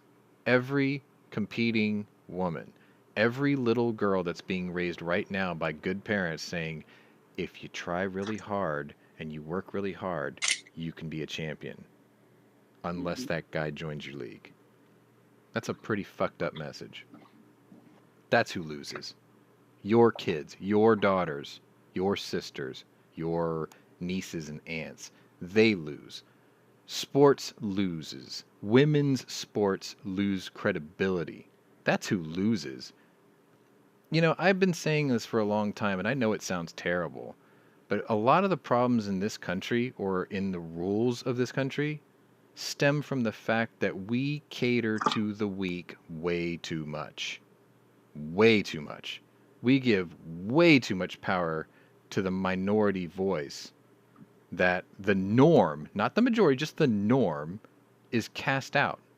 You know, you have to have 10 normals to pass something that only one outcast has to demand.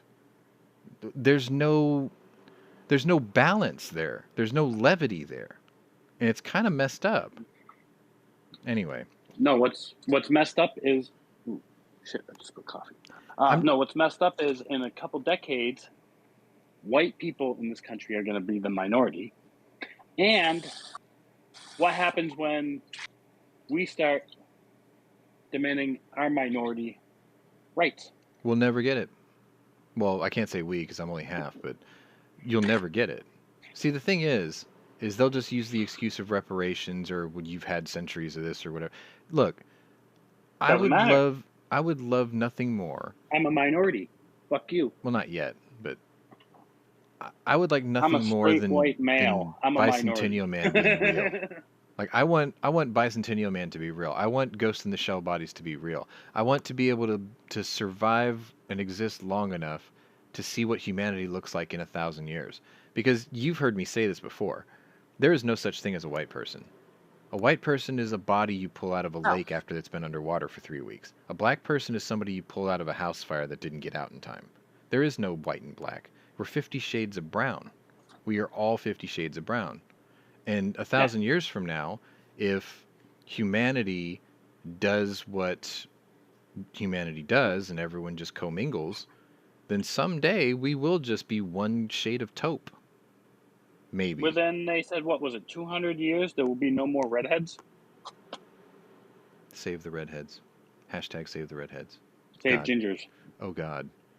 Well, that's the problem, see, because we only want to save the women. But here's the thing, like, I'm half Italian, Mm, and there's a funny joke to be made, and it tends to piss off Italians and Sicilians mm. because it's true. Have you ever seen the movie, which Kristen Slater movie was that? Oh, God. Not True Lies. That was Arnold Schwarzenegger. Broken Arrow? It's the one where him and his chick are in Vegas, and they're running from the mob with Dennis Hopper in it. Well, Dennis Hopper is sitting there with a bunch of mobsters around him. They've been torturing him. He's got busted up fingers, and he's sitting there smoking a cigarette, making a joke about True how, Romance? True Romance. There we go. 1,000 years ago, back when the Moors invaded Italy, there was so much fucking going on that now the Italian and Sicilian population is part black. Oh, which is entirely yeah. fucking true. You know, it's funny that you say that. They made a reference to that. True. They made a real offhanded reference to that in Fargo. I think it was season 3 of Fargo. They touched on that a little bit. Maybe So technically, I'm a minority because I'm half Italian. So that means 30. I could be a quarter black. Well, 90% of us are related to Charlemagne, so. Well, yeah, supposedly. or 90% of us are related to Genghis Khan. Well, Genghis Khan's related to Charlemagne. That's what I was getting at. we were joking about that earlier. All right, last story of the day. Last half of the story of the day, because it's actually 2 pieces. And I think some of you guys in the chat will probably love this. It'll be fun. So the way I worded this is I tried to make light of a very serious situation. What's your over-under on the invasion of the Ukraine? Place your bets. So this was yesterday's story that NATO allies are convinced and concerned now that Zelensky has left the Ukraine and he went to a German summit of some sort to speak. They're all convinced that that Ukraine is about to be invaded, and I tend to want to believe that that's not a bluff this time. Scott tends to believe that it's posturing as usual with what has Russians have done this in the past, but I've brought up certain points to kind of illustrate why I think that this isn't a joke this time. See, in the past, Putin had mobilized troops with the border of Georgia, and not the state, the country, and he did do the posturing, and he sort of got his way with the threat and then backed down. The same thing sort of happened in Belarus. A pro-Russian leader was ousted, and the new prime minister or president of Belarus was very anti-Russia. Fast forward to a couple of years, and now he's Putin's lapdog right now, which is why Putin has troops in Belarus surrounding the Ukraine. And there are theorists out there that think that the current president of Belarus, who was once anti-Russia and now playing along, he was brought to heel, will eventually be replaced by just a Russian, which is not far-fetched, because you have to remember, the man in charge of the Soviet Union and Russia was former KGB. He was also quoted as saying that the downfall and demise of the Soviet Union politically was the most tragic event in geopolitical history, which means he wants communism back. He wants to be unilaterally in charge. You also couple that with the fact that he's getting very ticked off at the fact that he's losing these Soviet satellite states to Europe and the West, because Russia wants to be considered on parity with the European culture. If you look at Russian major cities, they emulate European culture. He wants to be considered... He has an inferiority complex is what it is. He thinks that his country's backwards. He thinks his country's not as good as Russians. And he has to prove it by militarily holding places and denying Western civilization to those places. Even though he wants to be one of those places, he wants it and to be in charge of it. And it's kind of ridiculous. So the over-under thing was a joke before this all started. And I had originally guessed that the Russians would invade the Ukraine and the Chinese would attack Taiwan at the opening ceremonies of the Olympic Games because the world would be distracted while watching it. Now, in hindsight, I understand why that doesn't make any sense, because the eyes of the world are watching China, and if China started attacking Taiwan, everyone would see it. So, of course, that was a bad idea. However, the next story I'm going to put on the screen sort of is the same thing as this story here, but it's getting live updates.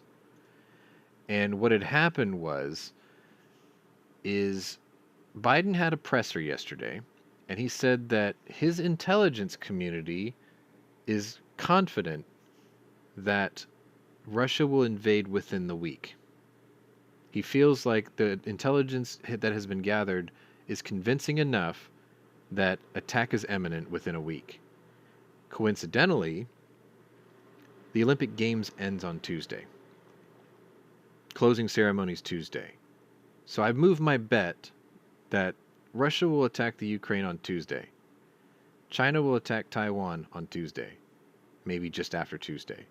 And the reason I think that is because after the games are over, the Chinese can simply say, none of you are allowed to leave. You are all now politically interred until this conflict is over. And he gets to hold the world's athletes hostage while the Russians attack from the west and the Chinese attack toward the east.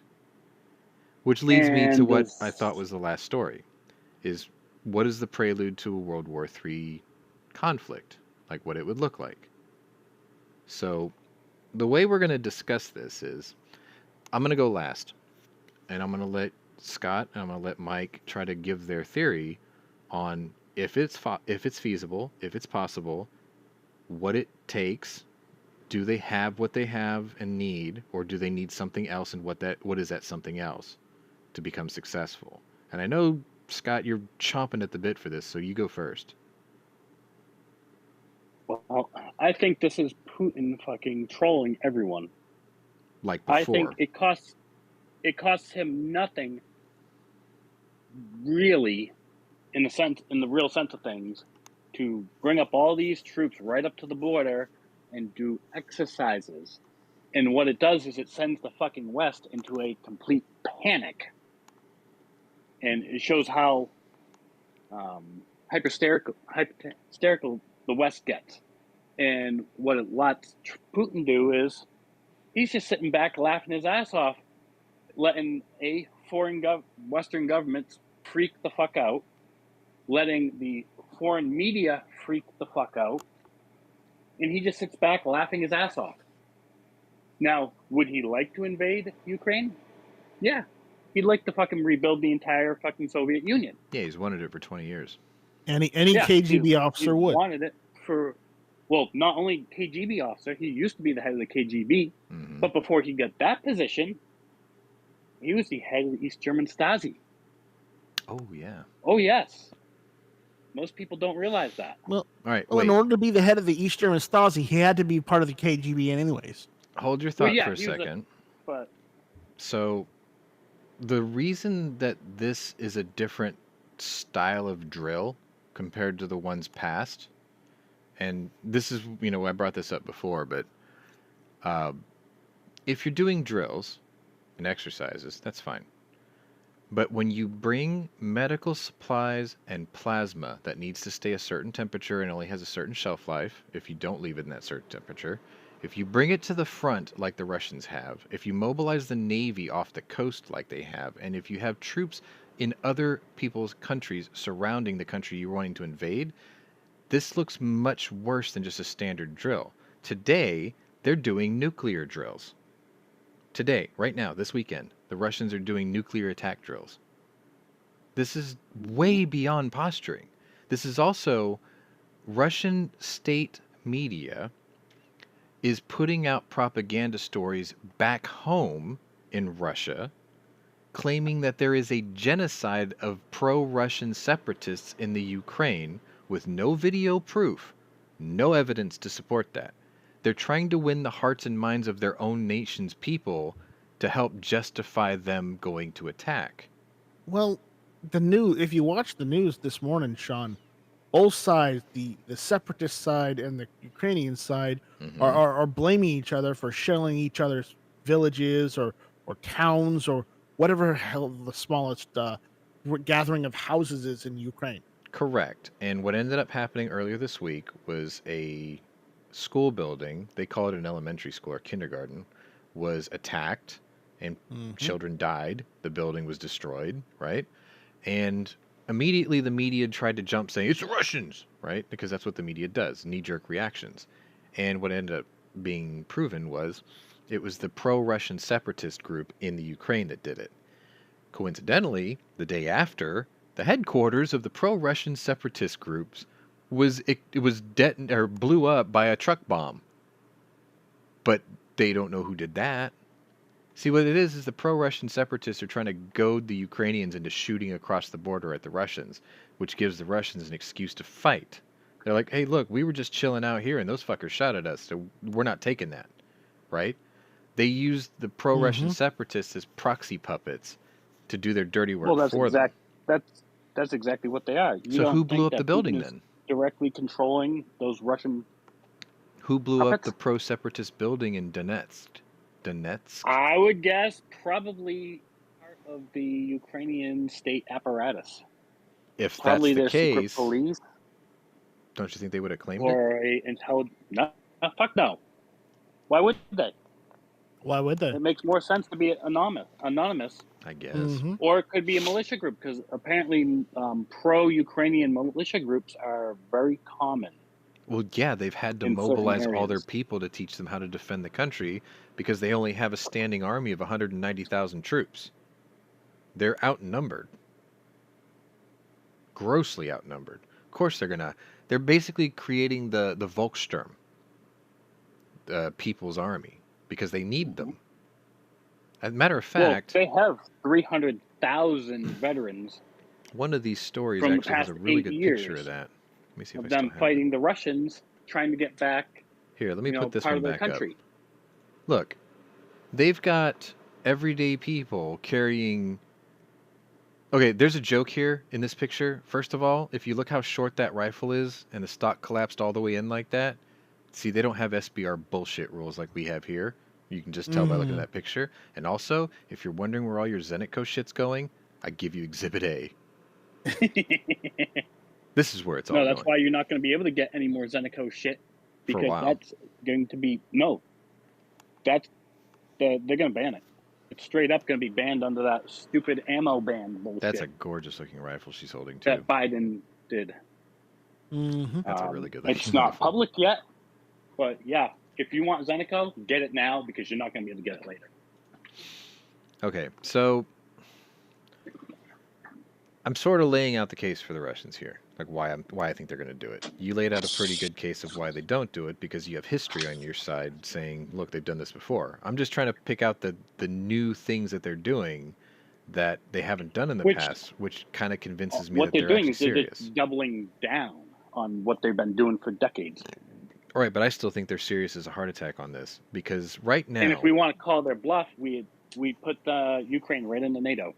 Well, okay, so here, motherfucker. I'm glad you said that. So here's the problem. Rand Paul is the biggest person against the Ukraine joining NATO, whereas I believe that is exactly what you should do to call their bluff. You'd be like, oh, really? Well, guess what? Ukraine's part of NATO now. Deal with it. I think that's exactly what they should do because there is no diplomacy. Putin's made demands. He's not negotiating anything. They're part of NATO, and then pull NATO forces that are on the borders of Ukraine right now and other NATO countries. Just waltz them right into that border where the Russians are. Quite honestly, if the Russians see American M1 Abrams tanks sitting on the Ukrainian side of the border, they're going to turn their tanks around and run away because their tanks aren't equipped to deal with M1 Abrams. No, that is such a misnomer. Russian tanks are insane these days. We're still working No, they're on. not. Yeah, they are. No, they're not. Yes, they are. The They're latest version of absolutely. the Highly Abrams overrating that them. we're using is pretty badass too. Yeah, we're slapping on fresh coats of paint on a 40-year-old design. What do you think Like the the T90 Leopard is? 2A7 is more advanced, and it The uses the T90 same is gun. just an upgraded T72. They've got Exactly. three-digit tanks What now. are T112 Oh, you're talking the or some shit. T14? No, The it's up there. T14 they can't produce in any significant numbers. And They actually, what's really even have funnier is maybe 100 of those tanks available. we have already Maybe. proven in the last 30 years that tanks have become sort of obsolete in warfare anyway. This is a cruise missile and drone strike war now. Like Yeah, type but they're of not war. gonna use cruise missiles and drone strikes on land. Which is why the U.S. has shifted B-2s, B-52s, F-22s, and F-35s to Europe. Yeah, and yet we're not in the Black Sea. We don't have to be. The Russian We don't have Navy is parked right outside of the Ukraine in the Black Sea right now. Well, You don't think there's a submarine sitting in the Black Sea targeting those ships? Maybe watching them, maybe, but I'll guarantee it. you don't want to put. I'm gonna go with Scott there. I'm gonna say there's probably not just one. I'd say there's probably several waiting to sink the entire in fleet. groups, but the thing is Russian anti-submarine equipment is actually very good. Their RBU system is insane. Like they took something similar to the Hedgehog torpedo and ran with it, and it's superior to what we have. Like they have nice toys. You are aware we were tracking Russian submarines for 20 years without Yes. them knowing? Yes, Mm-hmm. yes, I know Jive Because Turkey. SOSUS? I know Jive Turkey. Yeah, he's already said that too. It's just somebody We has hold to a be able to not significant underestimate the Russians, and I guess that's me. They have put the majority of their effort into their Air Force and their ground forces. Their Navy has always been a joke. Going back to World War I, it's always been a joke. The Japanese in World War I kicked the shit out of them. And as me and Scott were saying, Sean, I don't know. Look up the article on the T90. All it is an upgraded T72 with newer electrical equipment. That's it. Which is like the main battle tank that they have, because the T14 they have like 100 of. Yeah, they can't produce them in any significant quantities, which they is why switched all their T72s over to T90s because all they had to do was just an electrics upgrade and maybe add, maybe tack on a few more plates of armor, and then done. And then all the ones they didn't want to mess with, they sold out to like everybody in the Middle East. Yeah, which we saw what happened to all of those in Iraq. Yeah. Pop goes the weasel. Pop goes the weasel. Missing its goddamn turret. But no, they can, like, there are countries that had orders for Su-30s, all kinds of aircraft that the Russians can't deliver because they're under embargo. Basically, Russia has no domestic manufacturing of. They're kind of in the same boat as us, actually. They have no domestic manufacturing of microchips. Like, none. They are entirely reliant upon imports for microchip technology. And we cut that shit off. Technically, the whole world is. That's the problem. That's why we have so many shortages, because most of it comes from Asia. Which is why several of the auto dealers here in the United States are spending multiple billions of dollars to build a chip plant in the United States. Yeah, but that takes years to go online. It's just sort of like these people are building more ammo factories to take care of the shortage, and they're like, oh yeah, we'll be online in 2024. It takes years, but once it's online, you can tell the foreign sources to go F themselves. See, that's the problem, though. We depended on China and most of Asia for our chips in the world, right? All the tooling that is used to produce those chips are made in America. All of it. It is. So it would not be very hard to... It's because of corporate greed not wanting to pay the American worker, which is why we haven't been doing it here. And now this is you reap what you sow. We give you the tools, they're doing the job. We made the tools, we should have did the job ourselves, but you're trying to be cheap. That's what it is. But under executive order, Trump actually ordered that they bring back the manufacturing to the Yeah, United that States. worked out real well. A presidency Was- struck That, with as nothing far but lawsuits and blocks and challenges and as far as I scandals. know, that executive order is still in place and in play. Biden shit on every executive order Trump's already Not put out everyone. there. He Not had every one of to them. even bring back one of the immigration ones because he finally realized that Because it works. because the Supreme Court freaking slammed his ass down on it. Mm.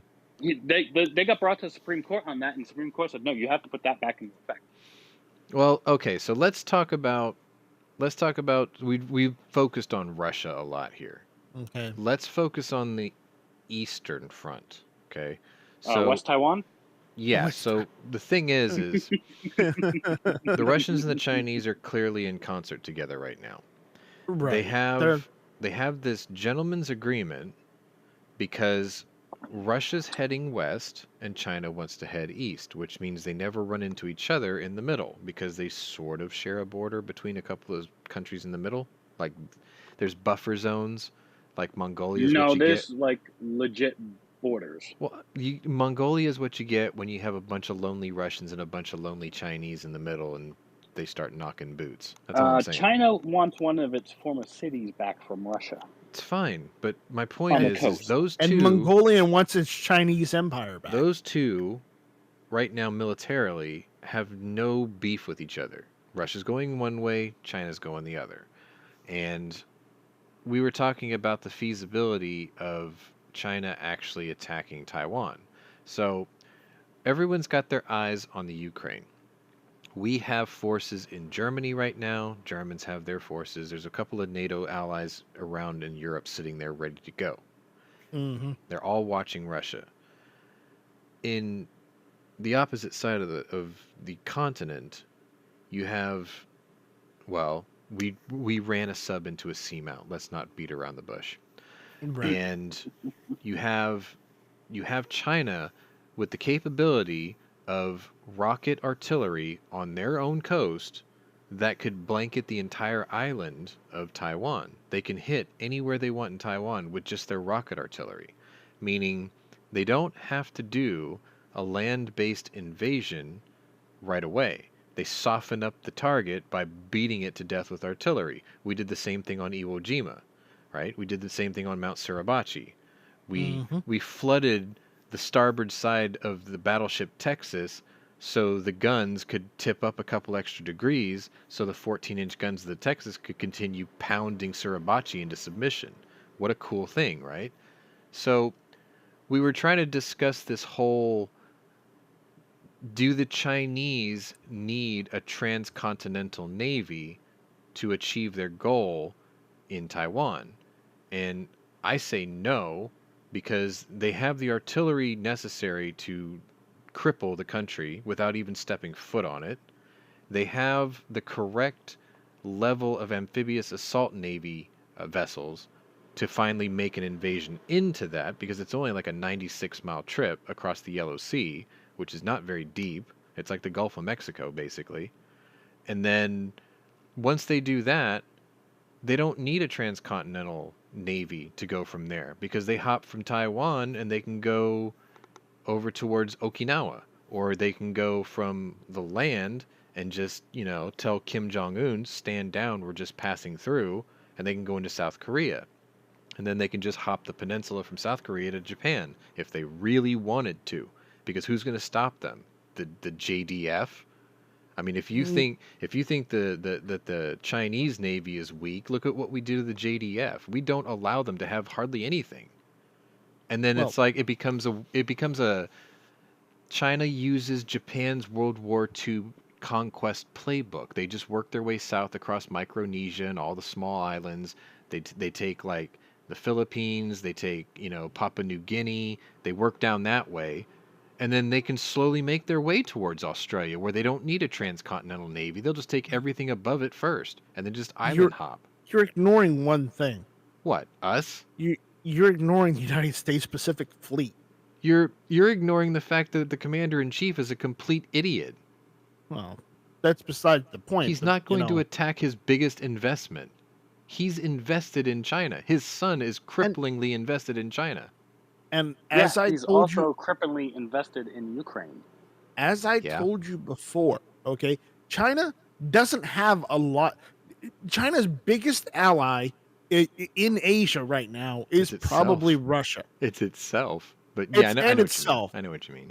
It's probably Russia. They've not, even though they're on cool terms with Mongolia right now.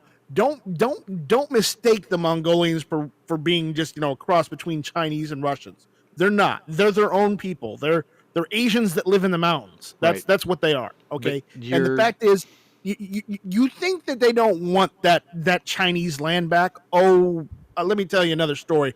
They would love to have that land back and have their own freaking empire again. Don't mistake that either.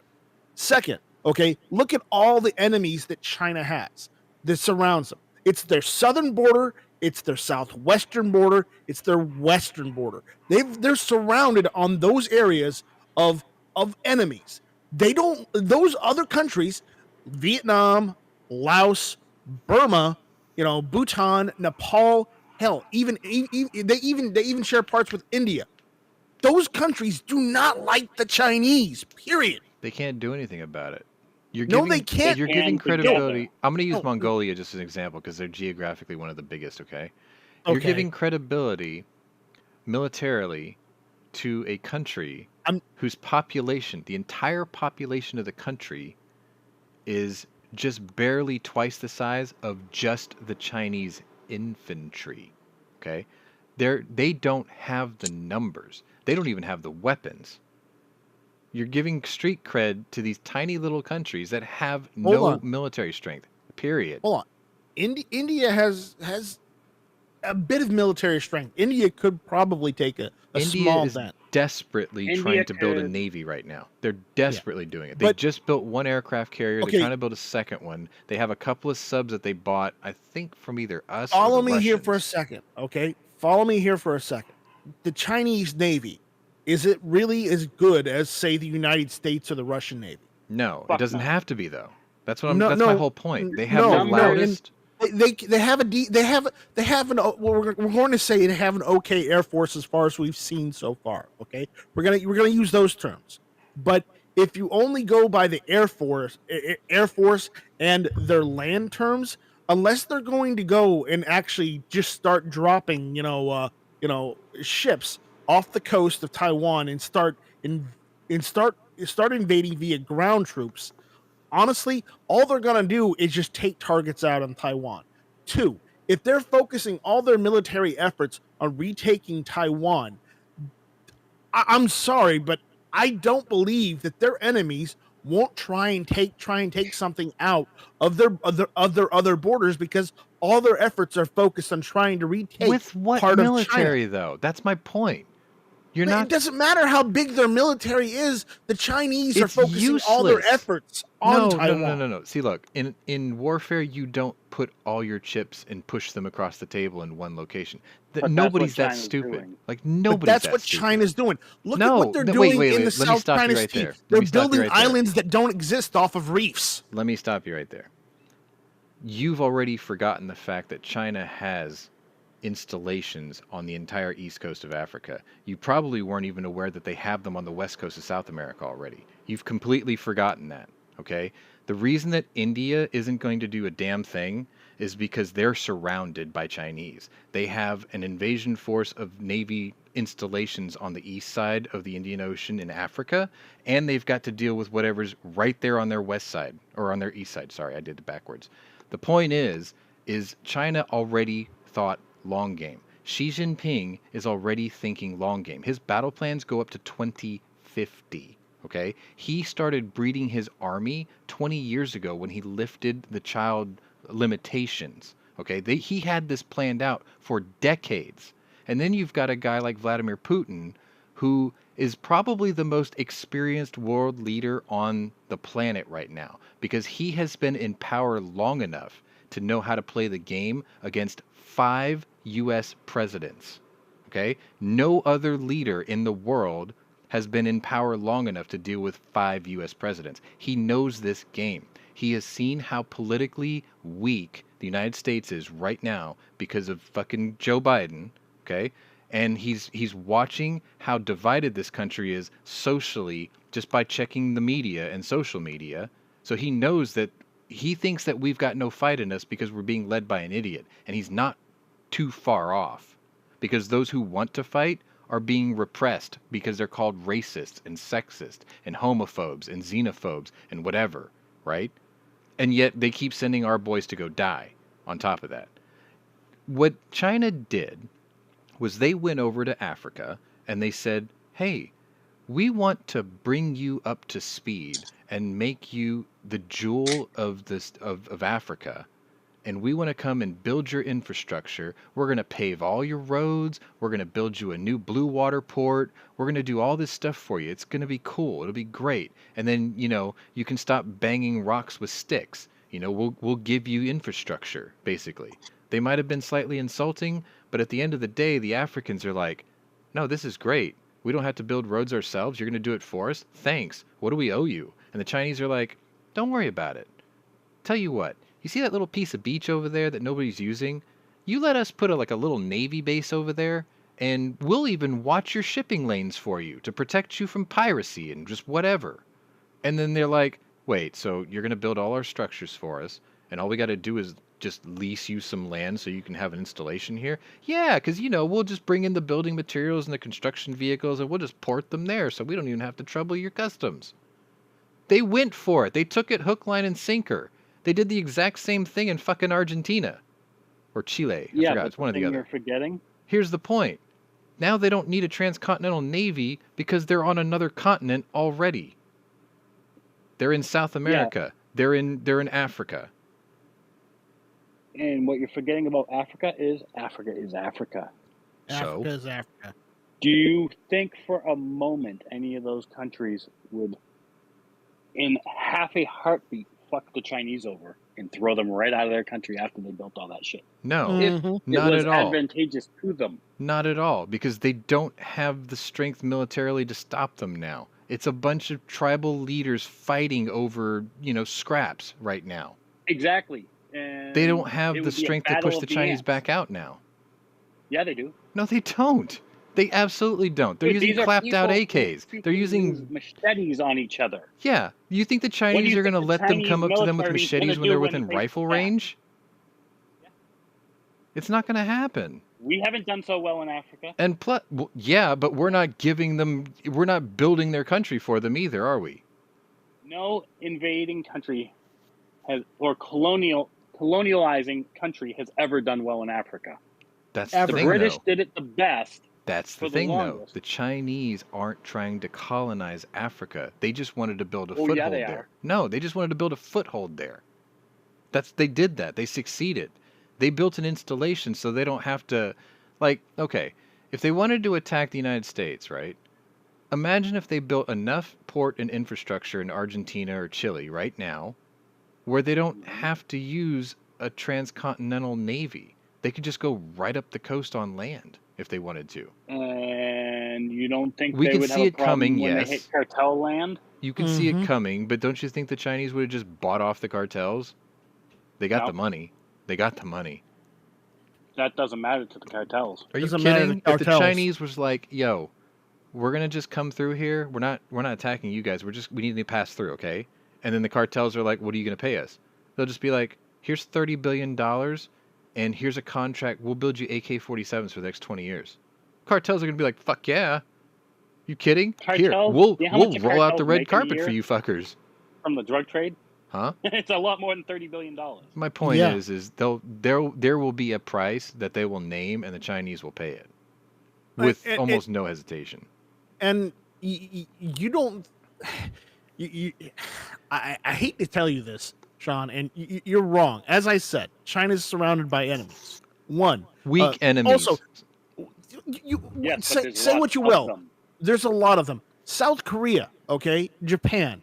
If they see Taiwan getting invaded, they're going to take the first action, and the United States Pacific Fleet is probably going to help them too. You can't use South Korea as an example. They got their destroyer torpedoed by North Koreans using a Russian torpedo and didn't do a fucking thing about it.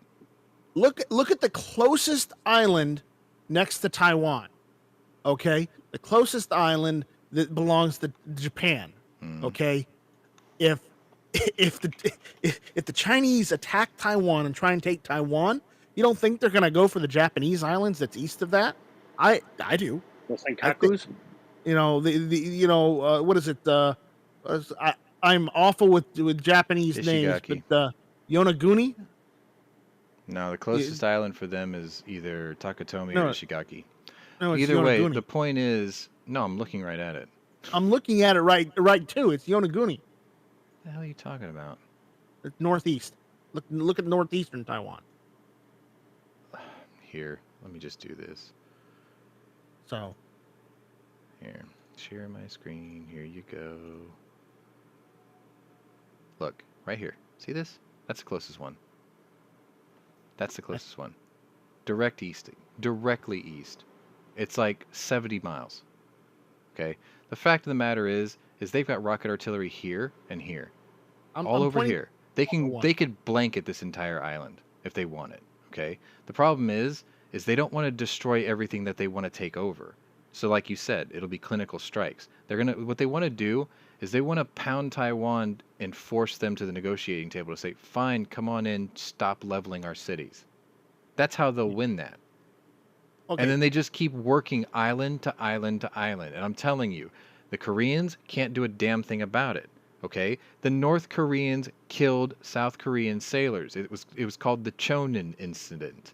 The South Koreans didn't do a fucking thing about it. Okay? They were dragged into a provocation which could have led to war, where their own navy, their men and women and children got killed, and they didn't do a fucking thing about it. Okay? The South Korea's null and void. The JDF, null and void. They're not going to stop a nation of almost 2 billion people. These people can conscript. They could literally conscript an infantry bigger than the entire population of the United States and still have 50% of their people left over for support. That's what I'm trying to tell you. You can say all you want that this is never going to happen, but somebody has to go, but what if it does? And that's what I'm trying to do right now. I'm trying to say, but what if it does? Because the fact of the matter is if the whole world thinks like you do and then they do this shit, then you're going to be like, oh, wow, it's almost like Pearl Harbor happened again. We underestimated our enemy. That's a foolish thing to do. Estimating them. I'm not underestimating. I'm just saying you're underestimating the surrounding countries around China. Because China's. I think you're overestimating the surrounding countries. When is the last time you heard of a military incursion by the Tibetan army succeed in anything? When is the last time you heard the Mongolian army doing anything? Tibet is a non-issue. No. They've been part of China for the last 50 years. But that's my point, you see. When is the last time you heard the Mongolians riding battle yaks to stop the Chinese? It's not happening, dude. What you're doing is you're trying to give assumptions of these tiny countries to have the same military and technological strength as the United States, and that's impossible. They're just and because of some brain-dead old man, you think that the United States is just going to sit there, and that none of NATO or any of the United States allies, like Australia or any other countries near China, are just gonna sit there and not do anything because of some decrepit old man in the White House. I'll give you perfect historical examples. How long did it take us to get involved in World War I? How long did it take us to get involved in World War II? We sat back and watched it, saying it's never coming to our doorstep, and then it was in our face. Okay? We didn't sit there and join World War II until it was World War I until it was almost over. Until 20 million people died beforehand. Okay, we underestimated it. I just sounded like Teddy. We underestimated that enemy until we had to face it. We allowed that. How long did it take Australia? Let me ask you this. How long did it take Australia? To do what? To get into World War II. As soon as the British had to call them up because they were still beholden to the crown. So did the Canadians. So did the Canadians. You know what we did in the first 2 world wars? We were Lord of War. We just sold tanks and bullets and guns, and we did for the fighting nations of the world wars what China is doing for the rest of the world right now. We were the world's manufacturer of war until we had to get involved. And here's the problem with that. And we still are. Here's the problem with that. We created our own problem by allowing ourselves to not deal with it and nip it in the bud. We had to wait until it became a crisis, and then more people had to die to resolve that crisis, and then that gave us some bullshit justification saying that now we get to stick our nose in all worldly affairs because we solved your problem. You could have stopped it in day one, but you waited until year 7. Okay? Then they're mad at us because they're like, why are you always sticking your nose in our business? And then we end up with this situation where we have a president who is like, not the current one. We have a president that's like, hey, you know what? That's your side of the world. You deal with it. We're done. I'm not being the police of the underestimating the world. Chinese and their ability to take out Taiwan. They can take it whenever the fuck they want. Mhm. What I'm saying is you're underestimating the enemies of China, is what I'm saying. They can't do anything. That's my point. That's what you think. No, and what happens if they do something? Look at the map, if they dude. do something because China focused all its efforts on Taiwan. All right, let me play the scenario out for you. You're saying that the nations surrounding China may incur on China when China, because you have this idea that China's pushing all their chips all in one direction, which means you don't think there's any reserves anywhere else and they're going to get caught with their pants down. Let's just say that's a possibility. I'll play into that, okay? Let's say 100% of the Chinese forces went all in going to Japan. So we're going to include Taiwan, Korea, and Japan all in one shot, one campaign, okay?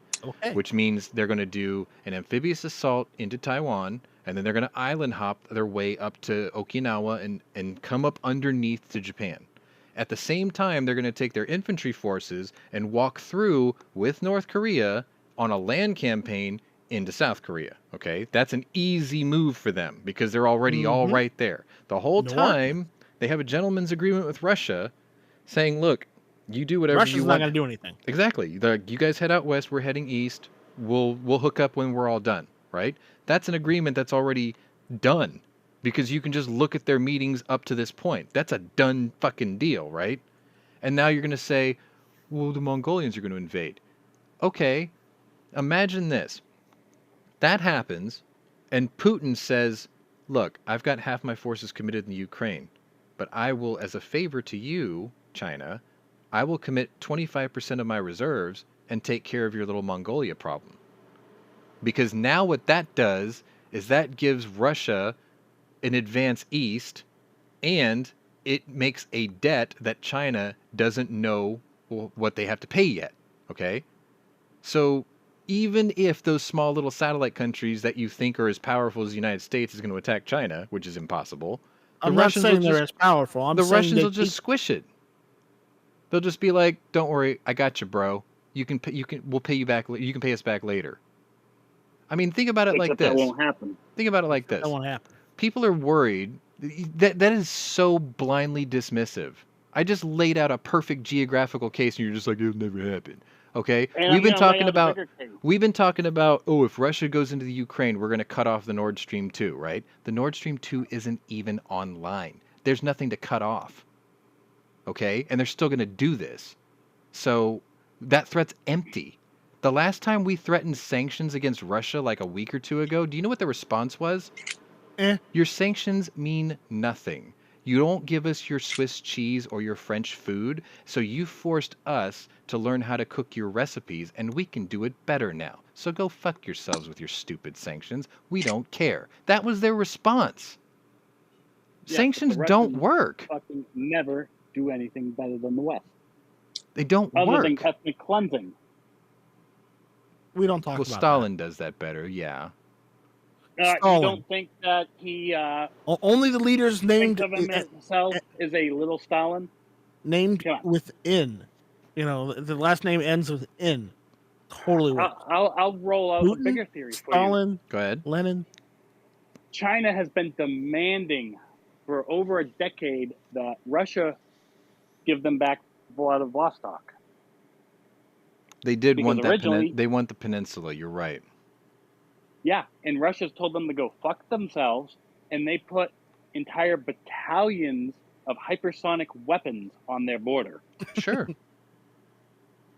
Don't you think that there's going to be... Putin doesn't see an opportunity there to say, well, fuck you, while you're busy with Taiwan, we're going to decapitate your government. Well, because Because the China reason that and the, Russia do not like each other. the Don't reason kid that the yourself. Russians can't give up, is it the Kamchatka Peninsula, is because that's where their Pacific Fleet is anchored. So of course they're Exactly. not going to give that away. That's where their sub bases for the Pacific Fleet are. They have Uh-huh. they have the Northern Fleet and they have the Kamchatka Peninsula. Like that's well known. Yeah. If China's heading, what I suspect is if they do the Taiwan thing, if they were really crazy and wanted Korea and go after Japan, that would be the farthest east they were going to go because they have to focus south. They have to focus on all the oil fields and like all the little Polynesian countries on the way down to Australia. I mean, think about it like this. Xi Jinping planned so far ahead that he has already issued threats to Australia to not get involved. And the entire northern part of Australia already has a large Chinese population. I mean, think about this. Every town in the world has a Chinatown. Do you not think Yeah. that they have intel in every city in the world right now? If you don't think Yeah. that that's not the case, you're lying to yourself.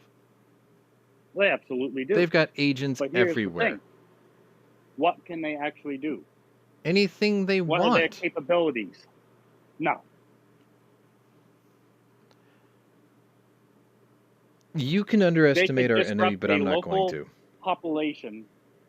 You can And that's try to about it. underestimate your enemy, but I'm not going to. Because somebody can't afford to underestimate them. Okay. Somebody has to Say think on a China nightmare scale. attacks Japan. Okay, What do you think? Just humor me here. sure. What kind of military bases are in Okinawa? Navy. Navy, Mhm. Marines. Well, that's Navy. From what country? The United States of Ours, America. but we've been paring down in Okinawa for decades now. They want us out. I don't know if you knew that. Yeah. They've been wanting us out for Oh, decades. I know. We've been Oh, they- drawing because down the of, numbers for years. Marines accidentally killing people, Well, Marines accidentally um, banging schoolgirls and transgender whatever. You know women. what I mean? Yeah. Point is I'm well aware of that. the world is going to be so distracted by a two-front war again, right? Everyone's going to have to draw a battle line. Everyone's going to have to make axes and allies again. It's going to get Yeah, really and it's going to ugly. be Russia and China literally against the The world. world. Yeah. And they cannot win that fight. Well, okay, so you have Russia, which is geographically the biggest nation on Earth, Yep. and you have China, which is populationally the biggest nation on Earth. Mm-hmm. Okay. You have Russia, who has enough military firepower to make the rest of the world's life incredibly difficult, right? Mhm. And there's always that mutually assured destruction threat. So there's Oh, I love there's a mutually lot of assured restraint destruction. being Which exercise Putin wouldn't there. be making if he was fucking serious. No. I don't know. I don't want to 'Cause wake up he's overplaying his someday. hand. I don't want to wake up someday and hear the story about how the Ukrainians got squashed in 48 hours after the mayor of Kiev begged NATO to help him. And then what ends up happening is the Russians go in, they grab the mayor, they execute him publicly, and everyone in the Ukraine falls in line. And then the Russians turn around and make a propaganda play saying, "Where is your Western civilization saviors now? Welcome to Russia. We're here to protect you." And the whole Ukraine thing, it's just like Russia had Ukraine. Okay, they may not have been called the fucking killed Russian millions of them. Federation. Mhm. They were the Soviet Union, but Yep. the capital of the Soviet Union was the same Moscow. capital of the Russian Federation. It's called Moscow. Okay, and you know where Chernobyl is, right? Ukraine, It's in Ukraine. Do you know where it is geographically? near the border of Russia. No, not just near the border of Russia. 95 miles north of Kiev. Mhm. Okay, Russia had their chance to properly administrate Ukraine. Instead, they irradiated, 95 miles north of Kiev. Good job, Russia. There's a 100 square kilometer area that you're not allowed to go around. Yeah. You're not allowed to contained go, area. and you don't want to go because it's irradiated still. I heard that shrinking though. Like It is, but keep not moving enough. media in there. But not much. Not enough, and they keep having to cap that reactor because it keeps leaking. Even Which- Jeremy Clarkson drove into that area. Yeah, Just you're get- allowed. If you know people, You're allowed to go in. there under very specific Like day pass or whatever. circumstances. Yeah. Because there's, I'm sure. Have you seen the River Monsters TV show? Yep. He was allowed to fish the cooling ponds. Oh. Did he get Yeah. anything out of there? No. Yes. Were they weird? No, not really. No Simpsons They three-eyed fish? definitely were radioactive. No Yeah. Simpsons three-eyed fish? Damn. No radfish. No radfish. No sharks with No freaking radfish laser yet. beams on their freaking heads. No Nope. sharks with freaking laser But beam. he had an Maybe- escort maybe everywhere he went. He mildly had to wear a ill-tempered sea bass, radiation though. monitor. Keep a Geiger counter on your wrist. They- I gotcha. They told him where he could go, where he couldn't go, how long he could stay. He had a Mhm. very limited amount of time he was allowed to be there. They're actually taking people on tours, legit tours. Yeah. Of Pripyat, which is the closest city to Chernobyl, Mm-hmm. because it's a tourism thing now. I just think that the most But- unfortunate thing in all of this is if They know, if in that there's area, they know where all the hostilities- hotspots are. if there are hostilities, a lot of people who don't give two shits about Taiwan or the Ukraine are going to die for no good reason. And here's the other thing: Ukraine used to have, and I'll use that term loosely, used to have nuclear weapons. In very big You think air they gave them all quotes. up? In very big air quotes. You think they gave them all up? No, and the I Russians are doubt doing nuclear attack drills right now as we speak. Yeah. Do they want to nuke Europe? Because that would, anybody launches a nuke, No, see, that's the everyone's problem. going to fly. That's the problem, you see. He's already got Belarus in the palm of his hand. He's trying to bring Ukraine to heel, and then he gets to get all the Baltic states like dominoes. That's what he wants. He's tired of former Comblock states becoming westernized because he wants to be westernized, but he also wants to be in charge of it. That's the whole thing. He wants like the united continent of Europe, which includes all of Russia, societally. And he wants to be in charge of it. Germany beat him to that. It's called the European Union. Yeah, and look how well that's working. I I mean, you've got Germany right now, still non-committal about what's going on in the Ukraine because 65% of their energy gets piped in from Russia, and that doesn't Mhm. even include Nord Stream because Nord Stream 2 isn't online. So they're sort of worried about blackouts and power outages and all this other stuff. That's a fair thing to be worried about, but at the end of the nothing that the day, Russians haven't fucking pulled on them before, though.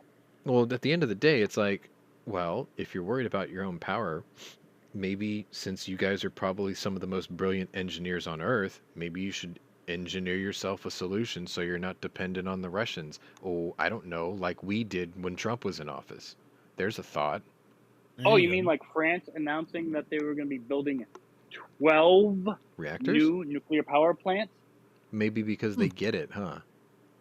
Yeah. You know, it's really funny. We talk about Green New Deals and renewable energies and all this other stuff. We've had the power of the atom since the 60s, realistically. Since the 40s. Well, yeah, Just but that don't was in cut weapon form. corners when you build nuclear reactors and things are fine because we've seen what cutting corners does. Hey, go look at Dai Fukushima sometime if you know what cutting corners on a nuclear reactor does. You know what I always wondered?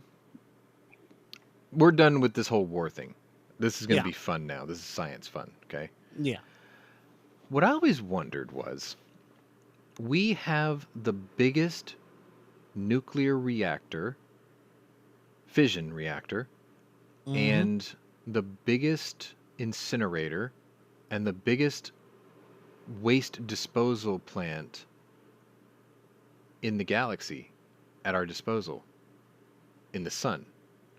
And I used to wonder, why are we not taking our toxic waste and putting it on a rocket and point that joker at the sun It's so it too- gets incinerated on it's the way? too Too risky. big of a fucking risk. The risk You- is if the rocket gets blown up in the air, and I get that. Mhm. But then And that's- again, that's the reason part why. of me thinks that the reason we don't throw away our things into the world's incinerator, like, okay, let's just imagine, like, let's say not nuclear material. Let's say we wanted to dispose of plastics. Fair enough? Like that, they talk about the Pacific garbage vortex, which to this day there is still not one satellite photo of it, Yeah. which means it's bullshit. Mhm. But let's just Mhm. say it existed, right? Let's say we took all these little Coke can dispensers that are plastic, we put it on a barge or on a container, we put that on a rocket, and we send that to the sun. Problem solved, right? Incinerate it, gone.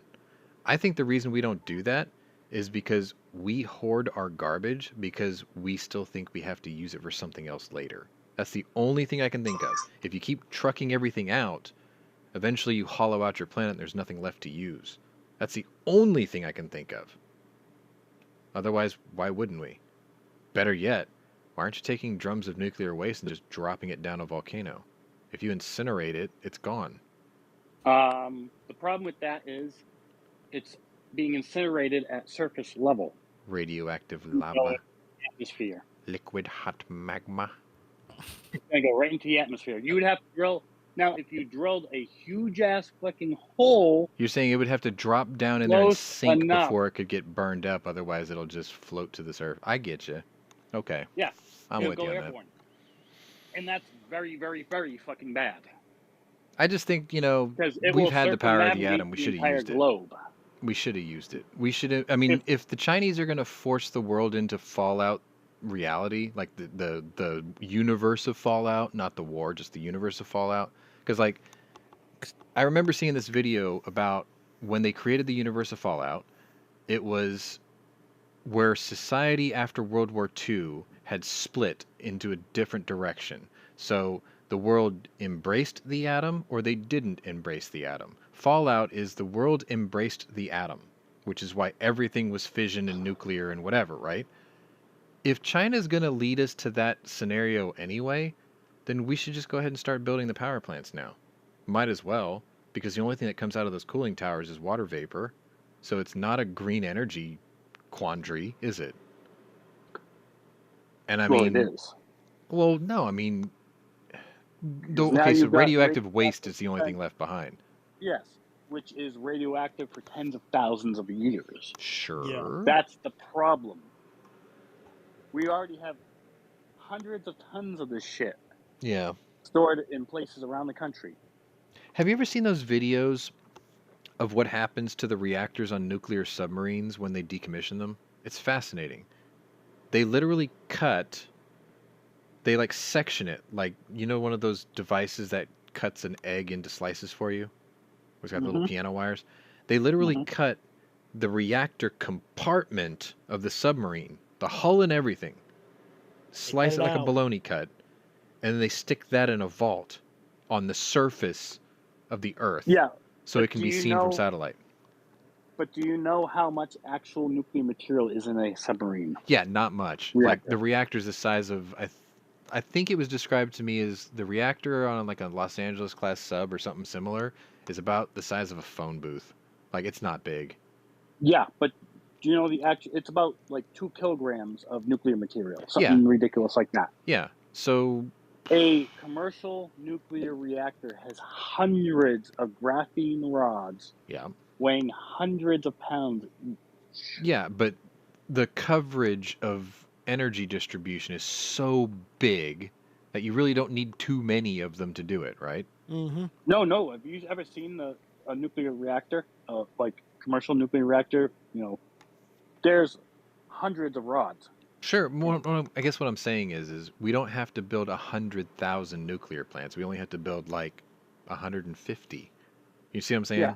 Like. Yeah, but those 150 are going to create more massive.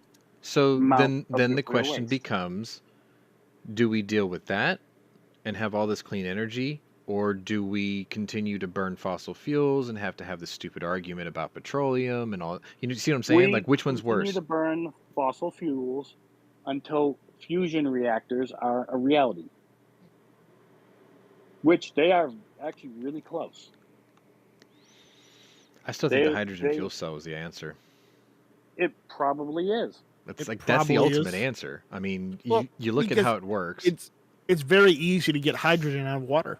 It's easy to get energy from the fuel cell, but it's very hard to separate the hydrogen atom from what it likes to stick to, which is everything. That's the problem. You can get it. You can crack water. You can do it through electrolysis, but it takes Yep. quite a bit of work to get it to do that. But it's obviously becoming more refined. You see, this is sort of like when the compact disc came on the market and replaced the tape, the cassette tape, right? Everyone said, "Oh, this is too complicated." But the more and more they did it, the cheaper it got to do. And I think we're finally starting to reach that era because back in the early 90s, BMW tried it. They burned hydrogen instead of fuel celled it, and they were like, "This is inefficient." Then GM built the hydrogen fuel cell high wire, and then that worked, but producing pure hydrogen, which strangely enough is the most abundant element on Earth or on the universe, but it's hard to get separated, they got it to work, but they didn't do anything with it. Then they turned around and they sold it to, I think they sold it to BMW first. They might have sold it to GM was Honda also first. responsible for the first viable electric car. Ever hear the The EV1? EV1. But so they Um, built or they sold the technology. I think it was they sold it to Honda first. Then Honda had the technology. They built the FCX Clarity. Then Honda shared the technology, and BMW came out with the i3 and the i8. Or no, sorry, the i3 I think it was.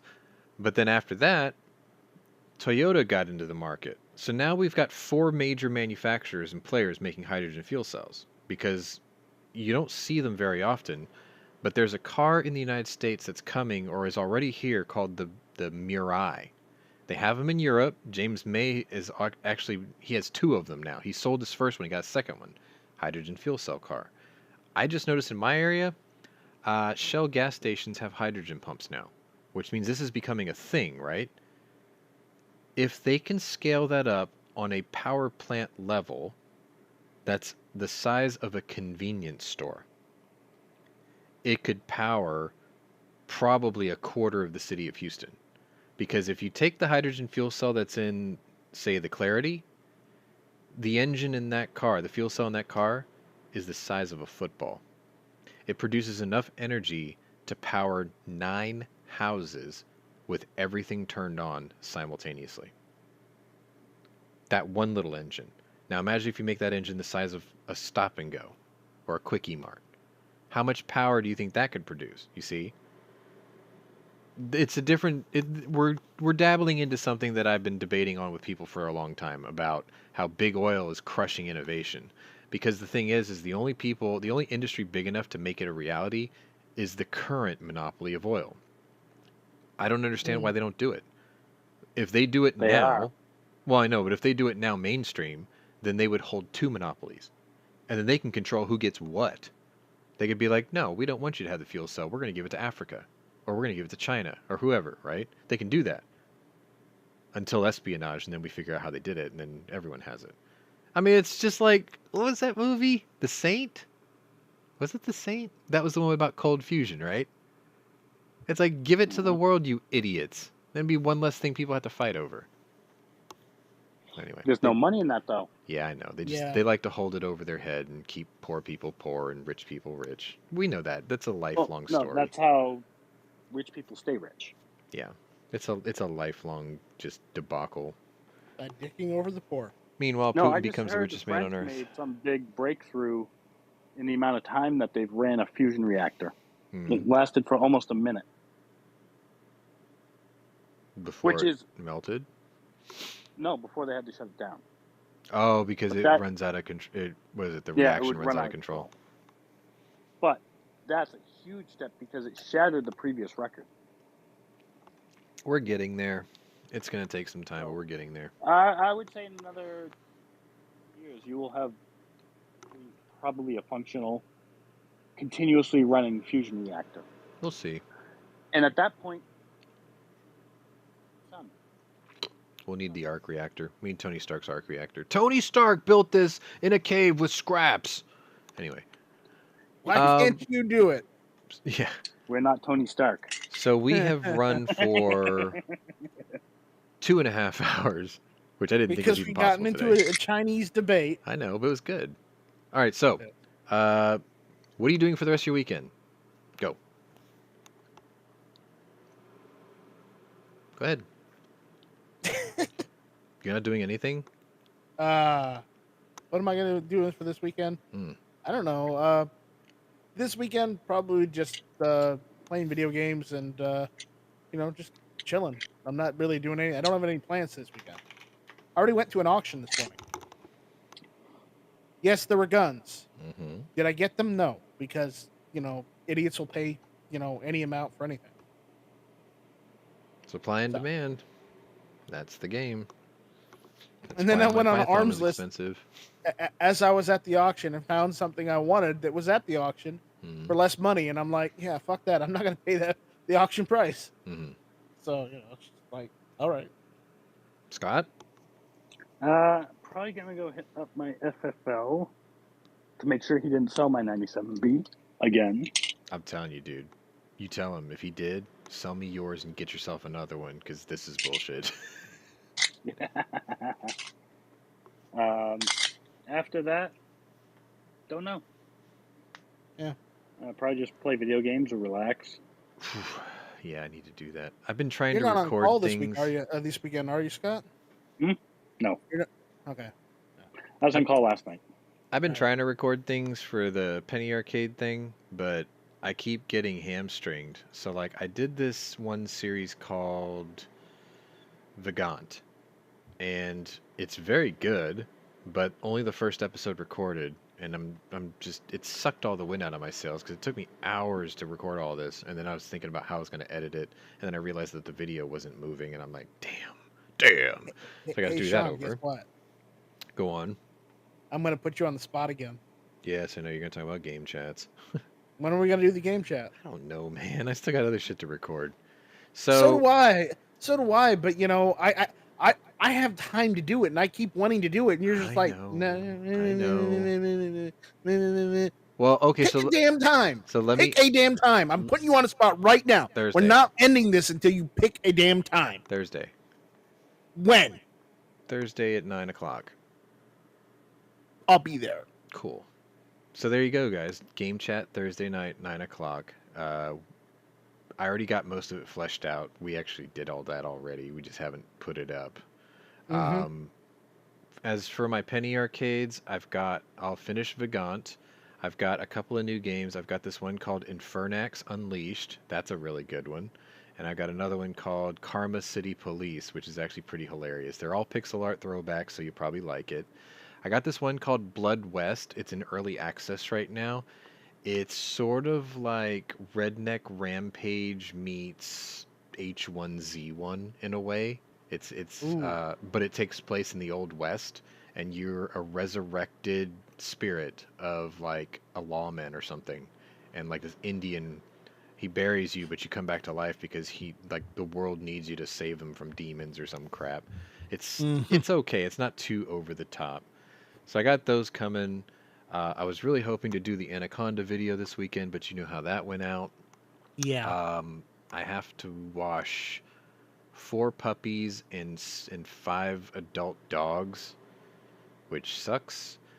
If you are in Southeast Texas and you are in the market for a puppy, I am a Yorkshire Terrier breeder, and I have 1 male available. So if you'd like to have him, I can send you pictures and we can talk about delivery days, because I'm trying to get these out to their adopters by the first weekend of March. They're getting pretty close to being able to be adopted out. Also, if you like to be part of the server or be part of the show, I did leave the information in the description of this video. So there is an invite link to join the server at the very bottom of the description. You can do that.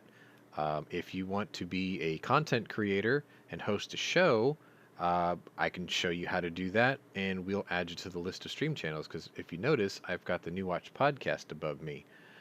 That's what I forgot to tell you guys.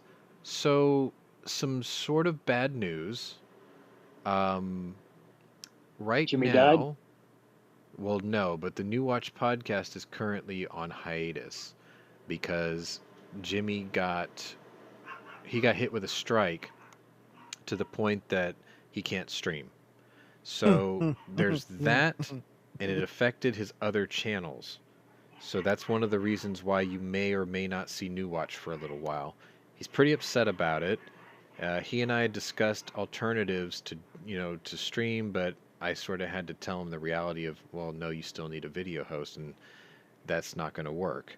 So you may or may not see New Watch for a little while, but it's not to say that it's not going to be back. So we'll figure that out in some form for the rest of you all. But also, if you want to try your hand at broadcasting, hit me up, because I'll add you the channel here and I'll show you how it works. And I've got a couple of tutorials on how to get this set up. You can make it look just like this, or you can tweak it any way you want. And yeah, you can join the show. So either, from that, I'm going to go ahead and start playing this, because it is 2 hours and 40 minutes, and I can't believe all y'all stuck around this long, so I'm really glad you did. I thank you for watching. Like I said, all the information you need to join either the server or the show is in the description below. Nightstrike posted it in the chat as well. Thanks for watching, guys. We will see you probably in a different video, but definitely next week, and the game chat on Thursday at 9 o'clock, because I got browbeat to do it. Finally.